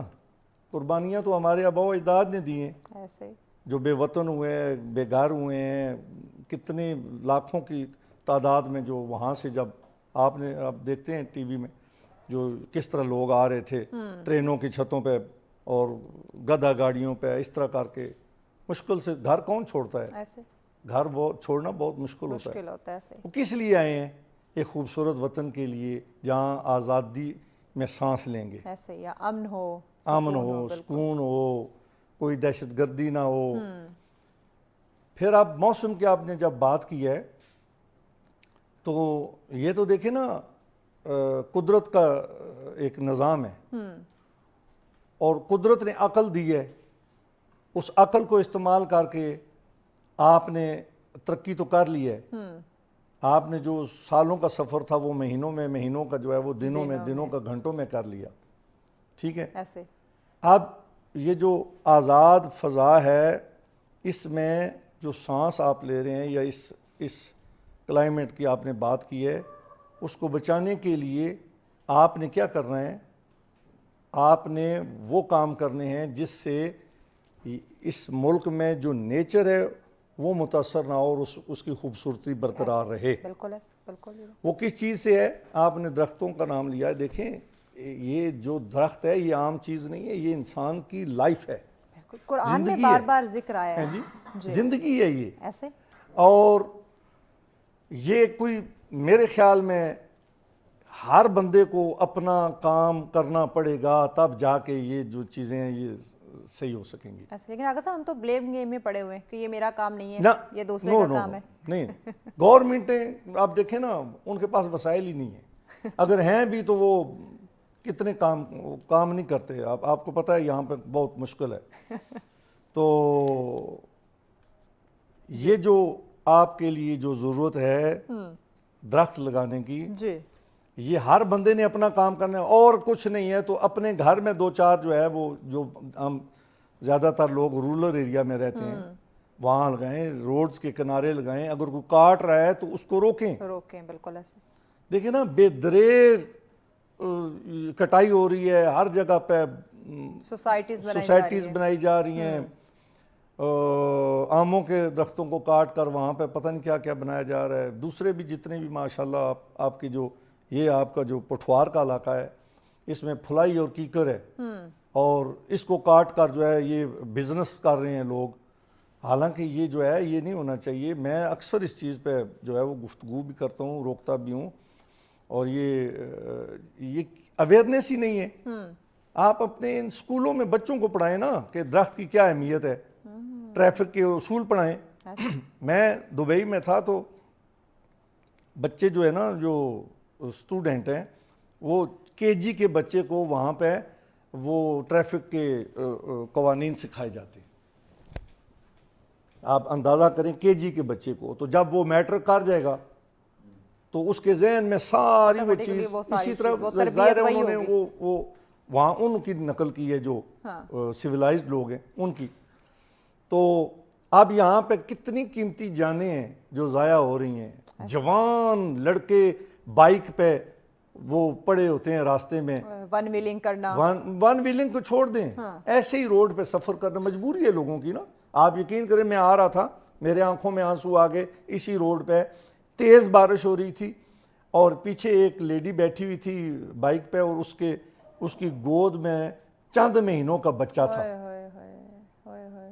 اور وہ پریشان تھے اب جائیں کدھر، اتنی تیز بارش اور وہ وہیں پہ کھڑے تھے. کیا ہے آپ انسان، آپ دیکھیں نا ہم نے اویئرنیس ہی نہیں پیدا کی کہ بیٹا ہیلمٹ یوز کر رہے ہیں، بائک کو ایسے چلانا ہے. یا یہاں پہ کوئی ادارہ ہی نہیں ہے، اگر ہیں ادارے تو وہ کام ہی نہیں کر رہے ہیں. رانگ سائڈ پہ گاڑیاں چل رہی ہیں یہاں پہ اور مر رہے ہیں لوگ، کسی کو پرواہ ہی نہیں ہے. ہم نے آگے سے جا کے تھوڑا سا لانگ یو ٹرن نہیں لینا، جی رانگ چلے جائیں. یہ دیکھیں نا یہ تقوی کی ایک جو ہے وہ یعنی متقی انسان تب بنتا ہے جب ان چیزوں کو بھی اپنائے گا. تو تب جا کر آپ کچرا کہیں پر پھینکتے ہیں تو یہ انسان کے جو ہے وہ تقوی کے منافی چیز ہے. انسان متقی نہیں رہتا اگر یہ چیز اسی طرح اگر کوئی اپنے ماحول کو خراب کرتا ہے. یا میں کہتا ہوں کہ پورے سٹرکچر کو اس کی حفاظت کی ذمہ داری آپ اس مٹی میں بڑا نم ہے. میں یہ آپ کو بات بتا دوں، اگر کوئی اس کو جو ہے نا وہ کوئی سمت دینے والا ہو، یقین کریں کہ قائد اعظم محمد علی جناح یا علامہ ڈاکٹر محمد اقبال صاحب یا جتنے بھی وہ لوگ تھے وہ بہت پڑھے لکھے لوگ تھے، ذہین لوگ تھے. انہوں نے دیکھیں کہ ایک ویژن دے کر اس جو عوام تھی ان کو یکجا کر دیا. یکجا کر کے انہوں نے ایک ریزلٹ دیا، ہم ایک وطن دیا. یہ کوئی آسان بات نہیں ہے. بالکل ٹھیک ہے، وہی بات نا، معجزہ. اور ان فرنگیوں سے کھینچ کے ان فرنگیوں سے چھین کر اور ہندو ذہنیت دیکھیں جو آپ انہوں نے بات کی ہے کہ ہمیں ملنے سے، اس ذہنیت سے ایک وطن انہوں نے کھینچ کے لیا ہے، چھین لیا ہے. اور اس وطن کو جو ہے کس نے قائم کرنا ہے؟ تیسری چوتھی نسل جا رہی ہے نا. تو یہ لوگ اب میں آپ کو بتاؤں، یہ جہری ہے نا آپ کے ساتھ جہاں سے ہم آ رہے ہیں، آپ یقین کریں کہ وہاں پر پارکنگ کی جگہ نہیں ہے اور اتنی عوام یہاں سے نکل رہی ہے. وہ کہتے ہیں کسی امن والی جگہ، کسی سکون والی جگہ. اب سکون والی جگہ دنیا تلاش کر رہی ہے. وہ اسلامک اسٹیٹ جس کا جو منزل تھی وہ تھی فلائی اور رفائی اسٹیٹ بننا، کہ یہاں خوشحال ہو انسان، سکون میں ہو، اپنی عبادات کرے. کیا ہے؟ مجھے تو میں کہتا ہوں کہ کم از کم آپ نصاب ہی ایسا بنا دیتے کہ لوگ پڑھ کر آج جو ہے وہ اس پہ عمل کرتے ہیں. میں آپ کو بات بتاؤں, میں مڈل ایسٹ گھوما ہوں, یورپ گیا ہوں. جو مفتی اعظم تھے یہ مصر کے, جو بہت بڑی ایک درسگاہ ہے جامعۃ الازہر, وہاں کے جو مفتی ہیں وہ ادھر یورپ کا دورہ کر کے یو کے وغیرہ کا, وہ جب واپس آئے تو ان پہ ایئرپورٹ پہ سوال کیا گیا کہ آپ نے وہاں کیا دیکھا, ذرا اس کے بارے میں بتائیں. انہوں نے کہا کہ میں نے اسلام وہاں دیکھا ہے, مسلمان میں نے نہیں دیکھا. اللہ ہائے ہائے ہائے. یعنی جو ہمارا نظام تھا وہ انہوں نے لے لیا, قرآن حدیث یہ نظام تھا نا, یہ دیا اللہ نے, اور وہ انہوں نے اسی پہ عمل کر کے اپنا لیا. اور وہاں دیکھیں لوگ اپنے آپ کو, آج کل تو خیر یہ جو سارا سلسلہ گڑبڑ ہو گیا ہے, لیکن یہ ہے کہ انہوں نے ایک ویژن دیا, اپنی قوم کو اس قابل بنایا. اور ہم نہیں کر سکتے؟ کیوں نہیں کر سکتے؟ وجہ کیا ہے؟ اس وقت اگر قوم یکجا ہو گئی ہے اور لیڈرز آ گئے, آج کیوں نہیں ہو سکتے؟ آج تو سائنسی دور ہے, آپ یقین کریں چیزیں زیادہ آسان ہو گئی ہیں, اتنے ذہین لوگ ہیں, اتنے لائق لوگ ہیں ہر شعبے میں, ایسے ہی لیکن وہ ملک چھوڑ کر باہر جا رہے ہیں, بالکل ایسے, اپنی فیملیز کو لے کر جا رہے ہیں. کیوں؟ ڈاکٹرز, انجینئرز, سائنسدان جو ہے وہ سارے لوگ یہاں سے. کریم آپ کی جا رہی ہے نا, برین ڈرین کا سلسلہ. اب کیسے مثلا کون ویژن دے گا, کون آئے گا؟ پارٹیاں جو ہیں وہ آپس میں بیٹھنے کے لیے تیار نہیں ہیں, آپس میں ان کے اپنے جو ہے وہ مفادات شروع انہوں نے ہی کرنا ہے نا, انہوں نے ایگزیکٹلی. پروفیسر ڈاکٹر عبدالباسط مجاہد صاحب, اقلیتوں کی ہم بات کرتے ہیں, ان کے حقوق کی بات کرتے ہیں, تو اس پہ قائد اعظم کا کیا نظریہ تھا؟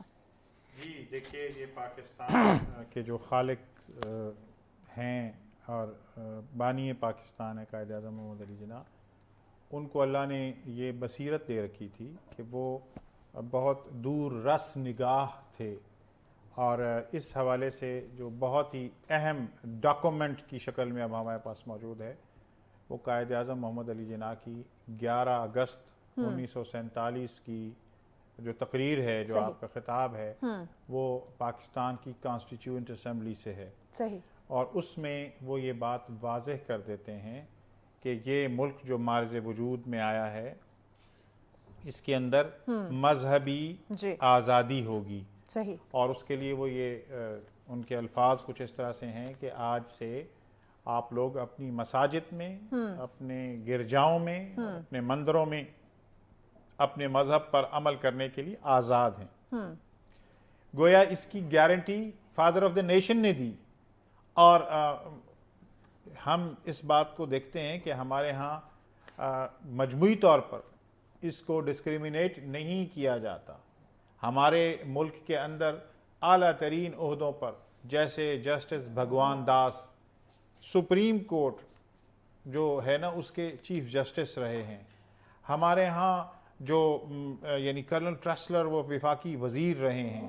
ہمارے ہاں اسی طرح سے صوبوں کے چیف سیکریٹریز جو ہے وہ نان مسلم رہے ہیں. اور اس بات پر اللہ کے فضل سے اسلام کی تعلیمات اور قائدین جو پاکستان کی تحریک تھے, ان کی یہ کوششیں جو ہیں وہ رہی ہیں. باقی رہا یہ معاملہ کہ انڈیویجول کچھ اگر ایسے بات آتی ہے جس میں ڈسکریمنیٹ کیا جاتا ہے, وہ اسلام کے نظریے اور نظریے پاکستان دونوں کے خلاف ہے بات. یہی جو 11 اگست کی تقریر ہے آپ کی, اس پر پھر آپ نے خود جو موقع آپ کو ملا سال سے کچھ کم عرصے کا 1948 میں, وہ عمل بھی کر کے آپ نے دکھایا. پھر ایک اور بات اسی تقریر میں, وہ جو میں کہہ رہا تھا ان کی فورسائٹ کی, ان کی بصیرت کی, تو انہوں نے کہا کہ اس ملک میں کیا نہیں ہونا چاہیے, وہ بھی آپ نے بتا دیا کہ نیپوٹزم نہیں ہونا چاہیے, فیورٹزم نہیں ہونا چاہیے, آج ہے یعنی اقربا پروری نہیں ہونی چاہیے. پھر ساتھ ساتھ وہ کہتے ہیں کہ عدل ہونا چاہیے, اور جو ہمارے کاروباری لوگ جو اس کو سنبھالتے ہیں, کہا کہ بلیک مارکیٹنگ نہیں ہونی چاہیے, برائبری نہیں ہونی چاہیے, رشوت ستانی نہیں ہونی چاہیے. اور یہی ان کا ویژن تھا. اور اس ویژن کے بارے میں, اس پرزم میں, اس کی روشنی میں اگر میں اور آپ اپنا اور اس قوم کا جائزہ لیں, تو کیا ہم قائد اعظم کی روح کے سامنے کھڑے ہو سکتے ہیں, یا صرف شرمندگی ہی ہمیں محسوس ہوتی ہے؟ جن چیزوں سے انہوں نے روکا آج وہ سب ہو رہی ہیں. اور اب بھی یعنی اس سارے یہ جو دلدل ہے مسائل کی، وہ معاشی ہو، وہ معاشرتی ہو، دفاعی ہو، اس سب سے نکلنے کا ایک ہی راستہ ہے کہ ہم اپنے جو اصول ہیں ان پر کاربند رہیں۔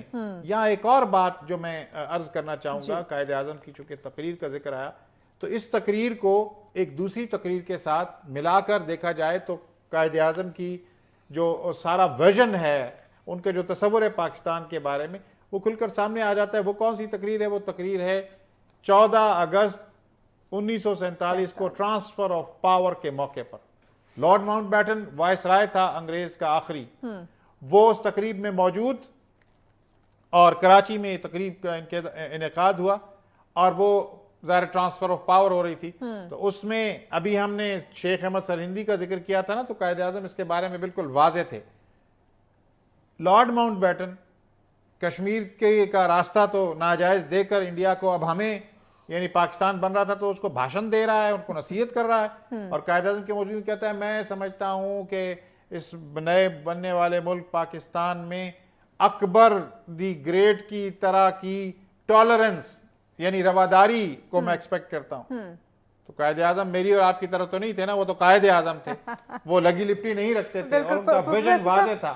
بریک لینی ہے، بریک کے بعد اس بات کو آپ ضرور مکمل کیجیے گا، انتہائی اہم پوائنٹ ہے ناظرین، اس پہ ڈسکشن کرتے ہیں لیکن بریک کے بعد ساتھ رہیے۔ ویلکم بیک ناظرین، آپ دیکھ رہے ہیں سچ سویرا، بات ہم کریں دین اسلام میں آزادی کا تصور۔ بہت ہی خوبصورت گفتگو کا سلسلہ جاری ہے۔ جی پروفیسر ڈاکٹر عبدالباسط مجاہد صاحب قائد اعظم کی بات کر رہے تھے آپ۔ جی میں بات کر رہا تھا کہ 14 اگست 1947 کو لارڈ ماؤنٹ بیٹن نے اکبر کا حوالہ دے کر قائد اعظم کو مخاطب کر کے ہم سب کو مخاطب کیا اور کہا کہ ٹالرنس اکبر سے لی جانی چاہیے۔ تو نبی کریم صلی اللہ علیہ وسلم کی شخصیت سے چونکہ قائد اعظم پوری طرح آگاہ تھے، ان کے والدین نے ان کا نام ہی محمد علی رکھا تھا، نسبتیں دونوں نبی اکرم صلی اللہ علیہ وسلم سے بھی اور حضرت مولا علی کے ساتھ۔ تو اس کی برکات کیا تھی کہ آپ نے وہ بالکل بنیادی دن، پہلے دن ہی یہ بات واضح کرنے کی کوشش کی۔ انہوں نے کہا کہ ہمیں رواداری کے لیے، ٹالرنس کے لیے کسی اکبر دی گریٹ کی ضرورت نہیں ہے، ہمیں رواداری کا اصل درس تو 1350 سال پہلے نبی اکرم صلی اللہ علیہ وآلہ وسلم دے کر جا چکے ہیں۔ یہ کلیئرٹی آف تھاٹ ہے۔ قائد اعظم کو کنٹروورشلی پیش کرتے ہیں نا جو لوگ، وہ 11 اگست کی تقریب اٹھا کے کہتے ہیں وہ تو جی سیکولر تھے، کچھ لوگ صرف یہ بات اٹھا کے دیکھ لیتے ہیں، تو ان ٹوٹو لینے کی ضرورت ہے۔ قائد اعظم بالکل واضح ایک اللہ کے دین پر پوری طرح سے کاربند قائد تھے، اور یہ سمجھتے تھے کہ اس بات کو بالکل واضح کر دینا چاہیے کہ ہم نبی اکرم صلی اللہ علیہ وسلم کو قرآن کی روشنی میں اسوہ حسنہ تصور کرتے ہیں، اور ہمارے لیے آئیڈیل آپ صلی اللہ علیہ وسلم کی ذات بابرکات۔ بے شک بے شک۔ آغا سید اسد عباس صاحب، دین اسلام میں اقلیتوں کے جب حقوق کی بات کرتے ہیں تو اسلام کیا حکم دیتا ہے؟ اسلام کا بڑا واضح پیغام ہے اقلیتوں کے بارے میں۔ جی میں نے پہلے عرض کیا کہ جب پیغمبر اسلام تشریف فرما ہوئے ہجرت کے موقع پہ یعنی مدینہ منورہ میں، تو وہاں پہ بہت سارے آلریڈی جو ہے وہ مذاہب موجود تھے، یہودی بھی تھے، تو آپ نے جو ہے ان پہ کوئی جبر نہیں کیا ہے، ان پہ کوئی سختی نہیں کی ہے، حتیٰ کہ آپ وہ ایک واقعہ مشہور ہے کہ آپ جاتے تھے وہ بڑھیا والا دیکھیں، اور پھر جب وہ بیمار ہوئی تو پیغمبر گئے صلی اللہ علیہ وسلم، تو وہ متاثر ہوئی۔ جب اسے یہ پتہ چلا نا کہ یہ ہیں، تو اس نے کہا کہ میں روزانہ جو ہے وہ ایسا عمل کرتی ہوں، تو یہ تو خود چل کر پھر وہ مسلمان ہو گئی۔ اخلاق سے آپ نے اقلیتوں کو، جو دوسرے مذاہب تھے، ان کو جو ہے وہ راغب کیا اس طرف۔ اسلام کسی پہ جو ہے وہ مطلب سختی یا تشدد کا جو ہے وہ درس نہیں دیتا ہے، رواداری، محبت، اخوت، اور وہ جو ادوار آئے جس میں جو ہے وہ فلائی جو ریاست کا تصور جو پیش ہوا، پھر حضرت امیر المومنین کا جو دور آتا ہے، آپ اپنے دارالخلافہ کو کوفہ منتقل کرتے ہیں، اور کوفہ میں آ کر جو ہے وہ آپ نے بنفس نفیس جو ہے وہ اپنے پیٹھ پہ جی اناج یتیموں غرباء اور مساکین کو پہنچایا، اور انہیں یہ بھی نہیں پتہ ہوتا تھا کہ یہ کون سی شخصیت ہے جو ہمیں یہ دے رہی ہے۔ وہاں پہ یہ نہیں کہ مولا نے جو ہے وہ مسلمانوں کو یہ چیز پہنچائی ہے، تمام وہ جو لوگ تھے دوسرے بھی غیر مذہب کے ان کے اسی طرح جو ہے وہ اسلام کے اندر جو یہ رواداری کا یہ کنسیپٹ ہے، یہ اقلیتیں جو ہے وہ متاثر ہو کر اسی سے جو ہے وہ راغب ہوتی اور انہوں نے دین اسلام کو قبول کیا اور اسلام پھیلا بر صغیر میں، ہے نا۔ یہ دیکھیں آپ کہ قائد اعظم محمد علی جناح رحمۃ اللہ علیہ نے فرمایا تھا کہ پاکستان تو اسی دن قائم ہو گیا تھا جس دن پہلا بندہ ہندوستان میں جو بر صغیر میں جو ہے وہ مسلمان ہوا تھا، جس نے لا الہ الا اللہ پڑھا۔ تو صوفیاء نے اپنا جو ایک پیش کیا، مطلب یہاں پہ اپنی سماع کے ذریعے یہ جس طرح بھی انہوں نے کوشش تو یہی کی ہے نا کہ یہ دائرہ اسلام میں آئیں، تو جبر کے ساتھ نہیں، اپنے اخلاق کے ساتھ۔ حضرت امام جعفر صادق علیہ السلام کا ایک جو ہے وہ فرمان میں آپ کے سامنے پیش کرتا ہوں کہ ایک شخص جو ہے وہ تبلیغ کے لیے جا رہا تھا، تو جب مولا سے ملنے کے لیے آیا تو امام نے فرمایا کہ جا رہے ہو لیکن یاد رکھنا کہ آپ تبلیغ کے لیے جا رہے ہیں تو آپ زبان جو ہے وہ استعمال نہ کرنا، اپنے کردار سے لوگوں کو اس طرف راغب کرنا کہ لوگوں کو پتہ چلے کہ یہ کتنی جو یہ کس اسکول آف تھاٹ کے ساتھ اس کا جو ہے وہ تعلق ہے۔ تو جبر کی تو بالکل کوئی گنجائش نہیں ہے۔ ایک ایسا جو ہے اسلام کے اندر جو نظام ہے، ان کو اقلیتوں کو ان کے مطابق جو ہے حقوق دینے کا جو ہے وہ ایک واضح پیغام ہے اسلام کے اندر۔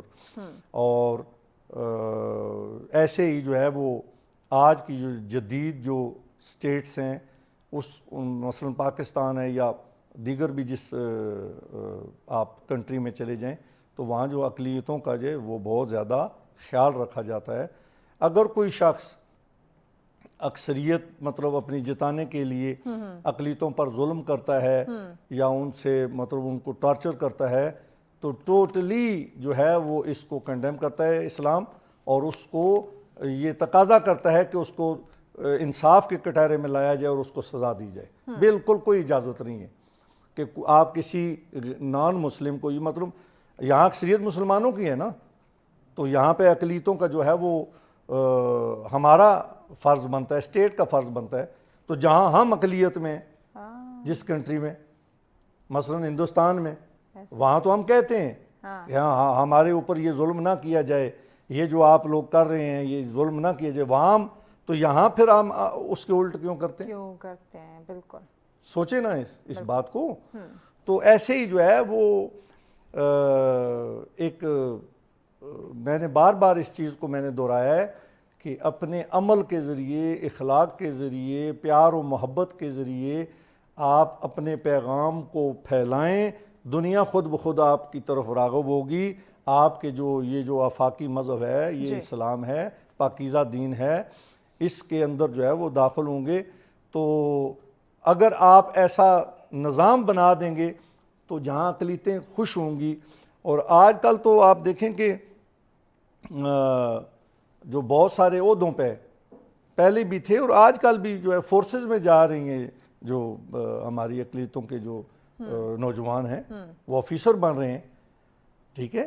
یہاں تو کوئی ایسی اس قسم کی جو ہے نا وہ قید نہیں ہے، لہٰذا ان کا تحفظ کرنا بھی اسلام نے بتایا ہے، اور ان کی جو ہے وہ حقوق کا ہر لحاظ سے خیال جو ہے وہ ضروری یقیناً ضروری ہے۔ پروفیسر ڈاکٹر عبدالباسط مجاہد صاحب، یقیناً دین اسلام میں جو دیگر اقلیتیں ان کے حقوق کے بارے میں حکم دیا گیا واضح طور پہ ہے کہ ہم نے ان کو نقصان نہیں پہنچانا، وہ جہاں جس بھی مذہب سے تعلق رکھتے ہیں آپ انہیں کچھ نہیں کہہ سکتے یا کوئی زور زبردستی نہیں کر سکتے۔ پاکستان میں پچھلے دنوں کافی آپ نے بھی دیکھا ہوگا نیوز ہمارے سامنے، جو دیگر مذاہب کے لوگ تھے کس طرح سے ان کی جو عبادت گاہیں ہیں ان کو نقصان پہنچایا گیا یا ان لوگوں کے اوپر جو ہے وہ تشدد کیا گیا۔ آیا یہاں پہ بات آ جاتی ہے وہی کی تعلیم کی کمی کہ ہم نے دین اسلام کو اس طرح سے پڑھا نہیں ہے کہ آج ہمارا بچہ، آج ہمارا نوجوان جو ہے وہ اس طرح سے ہائپر ایکٹیو ہے؟ دیکھیے یہ جو واقعات ہمارے ہاں رونما ہوتے ہیں وہ ظاہر ہے ہم انہیں کنڈم کرتے ہیں، لیکن ان کی بنیاد کو بھی دیکھنے کی ضرورت ہے. یعنی کہیں کسی جگہ پر کوئی چنگاری ہوتی ہے تو پھر وہ آگ کا لو بنتا ہے. ایسے اور اس میں بہت سارے ایسے واقعات پاکستان میں ہوئے ہیں جن کو اگر آپ ہم تاریخ کے طالب علم کیسے سے کہتے ہیں کہ ٹو ڈگ آؤٹ ریالٹی، تو اس میں کیا ہوتا ہے، کوئی بلاسفیمی کا الزام لگتا ہے اور بلاسفیمی سم ٹائم ہوتی ہے، اور اس کے پیچھے کیا ہوتا ہے کہ جی ہمیں باہر لوگ لے جائیں گے اور ہم وہاں جا کے جو ہے نا آرام سے زندگی گزار سکیں گے. لہٰذا صحیح پرسپیکٹو میں دیکھنے کی ضرورت ہے، کسی پر ظلم جبر نہیں ہونا چاہیے. یا ایک اور اہم بات میں آپ کو بتاؤں کہ نبی اکرم صلی اللہ علیہ وسلم نے جو آغا صاحب بھی اس کا ضمن ذکر کر رہے تھے، میں آپ کو بتاؤں کہ میثاق مدینہ جو ہے، جو چارٹر آف مدینہ جسے کہا جاتا ہے، وہ یعنی ڈاکٹر حمید اللہ کی تحقیق کے مطابق جو بہت بڑے سیرت نگار تھے، وہ یہ ہے کہ دنیا کا پہلا جو ریٹن کانسٹیٹیوشن ہے وہ نبی اکرم صلی اللہ علیہ وسلم نے عطا کیا ہے. اور اس میں کیا تھا کہ عیسائی موجود تھے، مشرک موجود تھے، اوس و خزرج موجود تھے. ان سب کو یہ کہا گیا کہ وہ اپنے اپنے جو طور طریقے ان پر عمل کریں گے، لیکن ساتھ ساتھ ہی کسی دوسرے کو ڈسٹرب نہیں کریں گے، اور امن و عامہ کی ذمہ داری بھی ان پر ہوگی. تو یہ تو ہمارے پاس یہ ساری موجود ہیں. لیکن اس کے ساتھ ساتھ ایک اہم بات یہ ہے کہ پھر جو غزوہ خیبر ہوتا ہے وہ بھی تو موجود ہے نا تاریخ میں، کہ اگر کوئی اسلامی اسٹیٹ کے اندر اپنے معاہدے سے پھر جائے گا تو پھر جو یہود کے قبائل کے ساتھ وہ اس طرح بھی وہ بھی نبی کریم صلی اللہ علیہ وسلم کی سنت مبارکہ ہے. صحیح. یا ایک اور بات، چونکہ ہم پاکستان کی آزادی کی بھی ساتھ ساتھ بات کر رہے ہیں، کہ آپ دیکھیے کہ 711 میں اسلام یہاں پر آتا ہے، جو اسلامی ریاست کی یہاں بنیاد پڑتی ہے وہ 1258 بنتا ہے. 1258 سے لے کر 1857 تک آپ دیکھ لیں کہ مسلمان حکمران رہے، اور مسلمانوں نے اس پورے ہندوستان پر حکمرانی کی اور اس کو ایک یونٹ کی شکل میں، ایک اسٹیٹ کی شکل میں بنایا. مسلمانوں کے ہاں اسلام کی تعلیمات نبی اکرم صلی اللہ علیہ وسلم کے اسوہ حسنہ کی وجہ سے 1000 سال حکومت کی، لیکن 1000 سال حکومت میں جو یہاں کی جو ہندو آبادی تھی اس کو بزور مسلمان نہیں کیا. اس سے بڑا اور ثبوت دنیا کو ہم کیا پیش کر سکتے ہیں؟ بالکل ایسے کہ جب انگریز یہاں سے جا رہا تھا تو پورے ہندوستان میں مسلمانوں کی آبادی تو اس سر تو نہیں تھی نا. اس کا مطلب ہے کہ وہ ان میں اور جو بھی کچھ کمی کجی ہو سکتی ہے جو یہاں بادشاہ گزرے، لیکن اس پر انہوں نے عمل درآمد رکھا ہے. ابھی ریسنٹلی ایک جو کرسچن ہمارے پاکستانی ہیں وہ بریگیڈیئر کے عہدے پر ان کی پروموشن ہوئی ہے، تو آپ دیکھیں کہ وہ بریگیڈ کمانڈ کر سکتے ہیں. تو ہمارے ہاں آئینی طور پر اور جنرلی معاشرے کے اندر ٹالرنس موجود ہے، لیکن ہمیں زیادہ اس بات کا خیال رکھنا چاہیے. دوسرا یہ کہ مذہب کی بنیاد پر کسی کو فروتر نہیں سمجھنا چاہیے، بلکہ جو اکرام آدمیت ہے وہ کیا ہے، وَلَقَدْ كَرَّمْنَا بَنِي آدم. قرآن کہتا ہے کہ ہم نے بنی آدم کو اکرام دیا ہے. تو کسی نبی کریم صلی اللہ علیہ وسلم کے اسوے سے تو ہمیں یہ ملتا ہے کہ کسی یہودی کا جو ہے جنازہ جا رہا تھا تو آپ اس کے احترام میں کھڑے ہو گئے اور لوگوں کو کہا کہ یہ انسان کی تکریم ہے. تو یہ ہمیں بطور انسان کسی بھی انسان کی نہ اس کے رنگ، نہ اس کی نسل، نہ اس کے مذہب، نہ اس کے مسلک کے بنیاد پر ڈسکریمنیٹ نہیں کرنا چاہیے. یقیناً. سید اسد عباس صاحب، کیسے پرامن معاشرے کی تشکیل کو یقینی بنا سکتے ہیں اسلامی تعلیمات کو، دین اسلام کی تعلیمات کو مد نظر رکھتے ہوئے اور آزادی کے تصور کو سمجھتے ہوئے؟ بڑا اہم سوال ہے آپ کا، اور جو موجودہ دور ہے اس دور میں جو ہے وہ اس کی اشد ضرورت ہے. ہر دور میں تھی. معاشرے کو پرامن بنانا جو ہے وہ انتہائی ضروری اس لیے ہے کہ اگر معاشرہ ہی مضطرب ہوگا، پریشان ہوگا، افراتفری کا شکار ہوگا، تو پھر نہ ہی تو آپ ترقی کر سکتے ہیں، نہ ہی آپ اپنی منزل کو پا سکتے ہیں، نہ ہی کوئی چین سے یہاں حکومت کر سکتا ہے، نہ ہی کوئی اپنے ویژن کو یہاں پہ جو ہے وہ پورا کر سکتا ہے. یہ کبھی بھی نہیں ہو سکتا. یہ تب ہی ہو سکتا ہے جب آپ جو ہے وہ پرامن معاشرہ امن آپ نے جو ہے وہ انصاف کے ذریعے دینا ہے. انصاف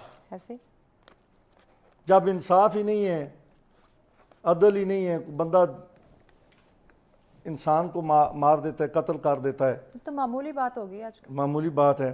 اور جو اسلام ہے قرآن کہتا ہے کہ جس نے ایک انسان کو قتل کیا، یہ نہیں کہا کہ ایک مسلمان کو قتل کیا، انسان جس نے ایک انسان کو قتل کیا گویا اس نے پوری انسانیت کا قتل کیا.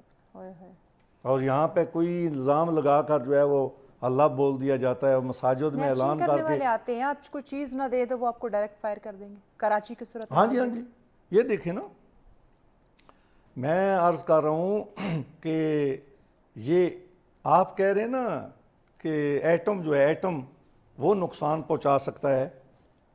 اس وقت اگر آپ نے معاشرے کو نہ سنبھالا یا اسے امن نہ دیا یا اس کی اچھی تشکیل نہ کی تو یہ ایٹم سے زیادہ خطرناک ہے. انسان کا یہ بفرا ہوا معاشرہ جو ہے، اگر یہ بفر گیا، اگر اس میں اضطراب بڑھتا گیا، جیسے انسان اب دیکھیں نا کہ نقطہ عروج پر ہے، انسان کی جو صبر کے پیمانہ ہے وہ لبریز ہو چکا ہے جی.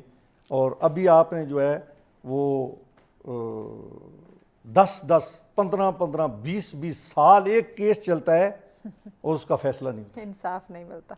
جب انصاف نہیں ملے گا تو مطلب آپ کیسے اس کو پرامن معاشرہ، پھر وہ کیا اس کا ری ایکشن کیا ہوتا ہے؟ عمل کا رد عمل ہوتا ہے نا. تو آپ جب اسے انصاف، وہ بندہ بری ہو جائے گا پیسہ وغیرہ لگا کے، تو اس کے بعد کیا ہوگا کہ وہ بندہ خود سے ایک ویپن اٹھاتا ہے اور اس کو 5-7 قتل کر دیتا ہے. معاشرہ تو خود نکل پڑتا ہے انصاف کے لیے. بریک لینی اگر سب بریک کے بعد اس پہ مزید ڈسکشن کرتے ہیں. ناظرین ہمارے ساتھ رہے گا، ملتے ہیں شارٹ بریک کے بعد. ویلکم بیک ناظرین، آپ دیکھ رہے ہیں سچ سویرا. آج ہم بات کریں دین اسلام میں آزادی کا تصور. بہت ہی خوبصورت گفتگو کا سلسلہ جاری ہے جی. آغا سید عباس صاحب، ہم میں آج کہہ رہا تھا کہ بات کر رہے تھے. اگر آپ عدل و انصاف اپنے معاشرے کو نہیں دیں گے تو معاشرہ جو ہے وہ بیمار ہو جائے گا. وہ بیمار معاشرے سے آپ کوئی توقع نہیں رکھ سکتے. ٹھیک ہے. اس کے بعد جو ہے وہ آپ نے معاشی اگر عدل قائم نہ کیا تو آپ دیکھیں کہ غریب سے غریب تر ہوتا جا رہا ہے، ایسا ہی، اور امیر تر ہوتا جا رہا ہے. یہی بات ہے. اسے دولت کو کوئی پتہ نہیں ہے، اس کو سنبھالنا مشکل ہو رہا ہے. بلکہ یہاں اب تو یہ ہے کہ اس کو جو ہے دوسرے ملکوں میں بھیجا جا رہا ہے، ٹرانسفر کیا جا رہا ہے. منی لانڈرنگ جسے آپ کہتے ہیں. ٹھیک ہے جی. اور کہ وہ وہاں سیو ہو جائے. ٹھیک ہے. حالانکہ اسے پتہ ہے کہ میں نے جب مرنا ہے تو میں نے خالی ہاتھ جانا ہے، کفن میں کوئی جیب نہیں ہے، اس نے خالی ہاتھ جانا ہے. لیکن وہ اپنے ملک سے نکال کر کہ یہاں تحفظ نہیں ہے، کسی اور جگہ میں اسے سیو کر دوں. تو آغا صاحب، اسلام میں کیا کہا گیا کہ اگر آپ کی ضرورت سے زیادہ اگر آپ کے پاس مال ہے تو اس حوالے سے اسلام کیا ضرورت سے زیادہ اگر آپ کے پاس مال ہے، آپ ضرورت سے زیادہ آپ اپنا لباس نہیں بنا سکتے، ضرورت سے زیادہ اپنے مکانات نہیں بنا سکتے. ہم نے تو بنا کے رینٹ پہ دیے ہوئے. ضرورت سے زیادہ آپ جو ہے وہ مطلب آپ کوئی چیز، ایون یہاں تک کہ آپ جو گندم ہے اس کو بھی نہیں آپ سٹاک کر سکتے کہ کل جو ہے وہ ہو سکتا ہے آٹا مہنگا ہو جسے آج کل کہتے ہیں. میں پھر جو ہے وہ جو معصومین ہمارے لیے ان کی جو سیرت ہے وہ مشعل راہ ہے کہ حضرت امام صادق علیہ السلام کا دور تھا مدینہ منورہ میں.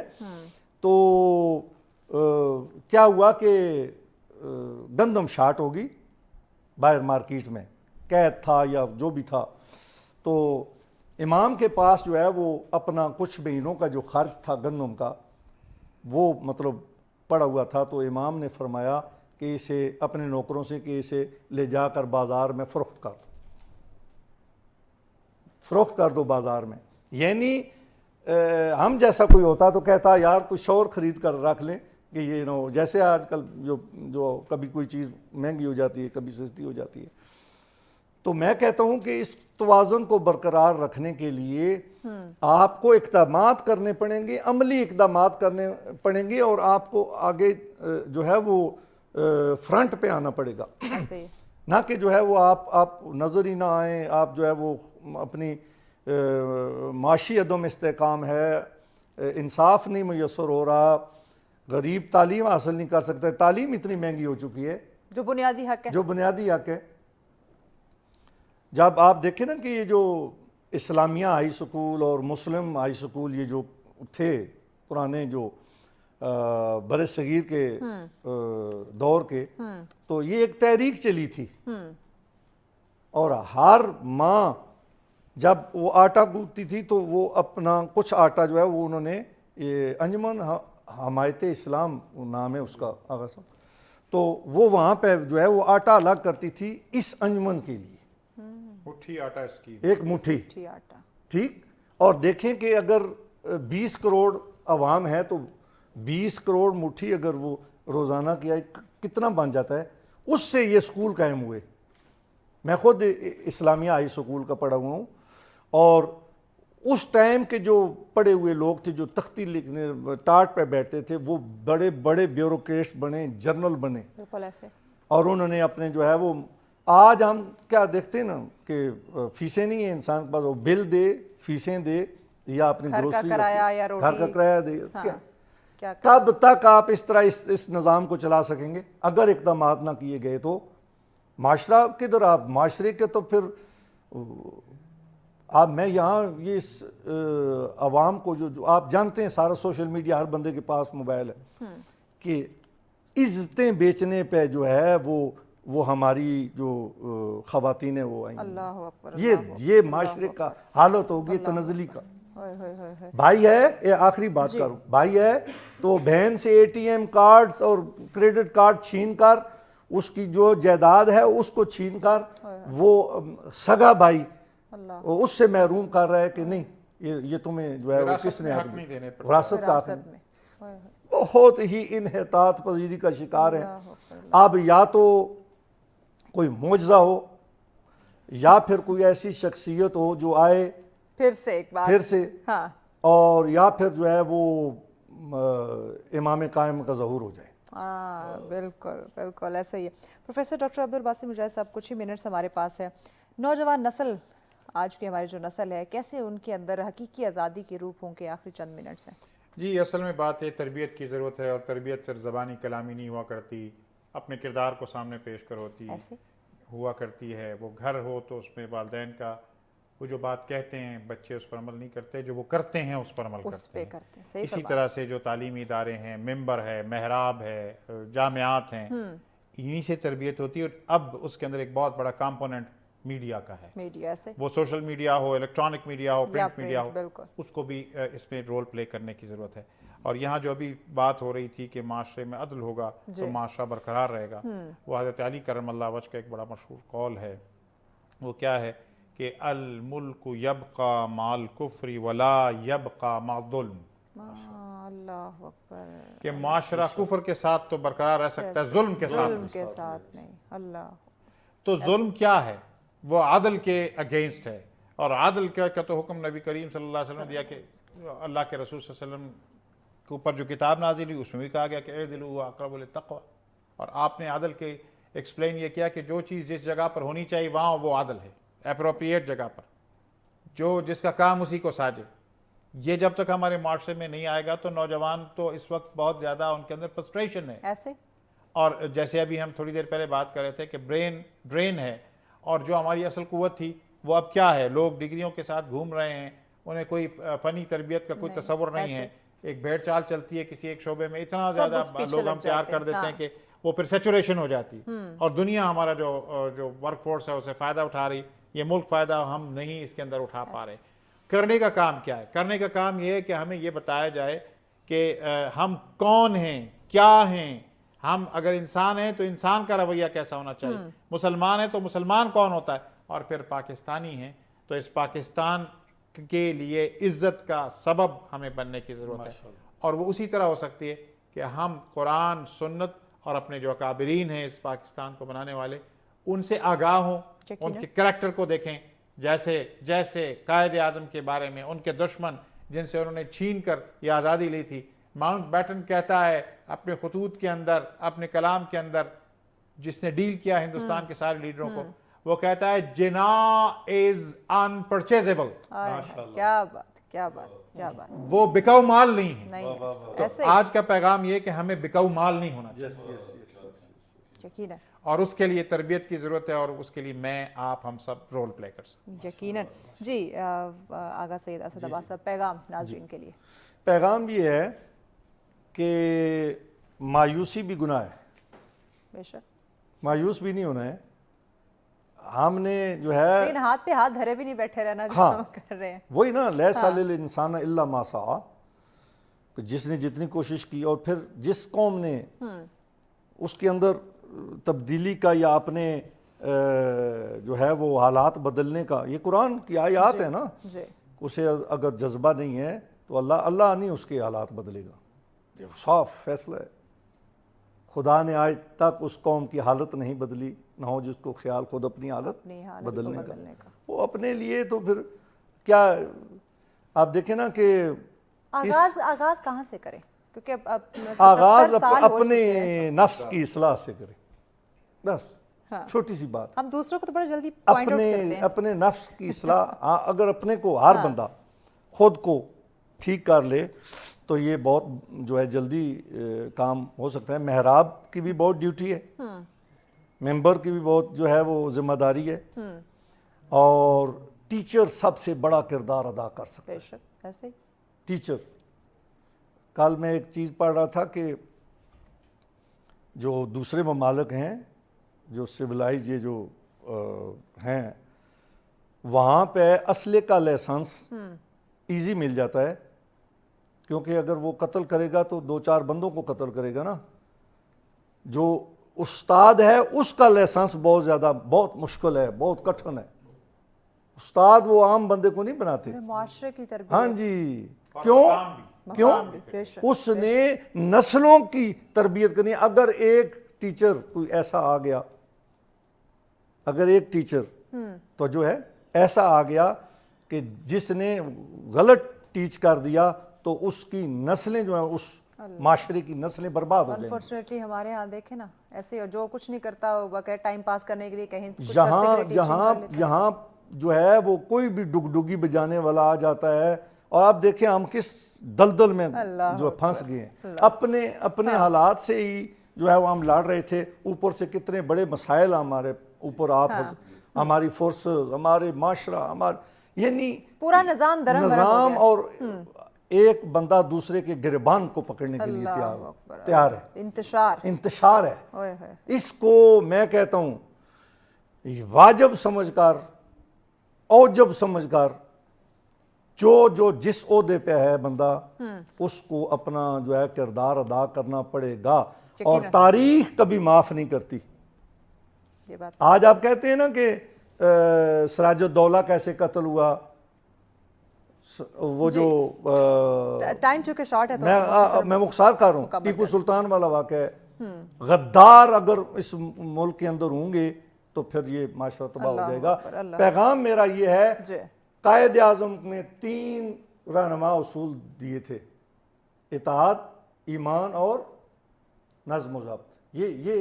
یہ قائد اعظم محمد علی جناح نے، اسی پہ عمل کریں اور آپ کامیاب ہو جائیں. یقین. بہت شکریہ پروفیسر ڈاکٹر عبدالباسط مجاہد صاحب آپ کا، آغا سید اسد عباس صاحب آپ کا، قاری انعام الحق صاحب آپ کا بہت شکریہ. یقیناً ناظرین انتہائی وسیع ٹاپک. ہمیشہ بات وہیں آ کے رکتی ہے کہ ڈسکشن تو کی جاتی ہے لیکن بات آتی ہے پریکٹیکل عمل کرنے کی. جب ہم عمل کریں گے باتوں کے ساتھ ساتھ تو یقیناً پھر تبدیلی آ سکتی ہے، پھر ایک پرامن معاشرے کی تشکیل جو ہے وہ یقینی بنائی جا سکتی ہے. اپنی اصلاح کرنے کی کوشش کریں تو آپ جان سکیں گے کہ آزادی کا تصور، حقیقی آزادی جو ہے وہ ہم سے کیا تقاضے کر رہی ہے. آپ خود بخود جو ہے ان تمام چیزوں کو جان جائیں گے، سمجھ جائیں گے. اسی کے ساتھ ہمیں اجازت دیجیے.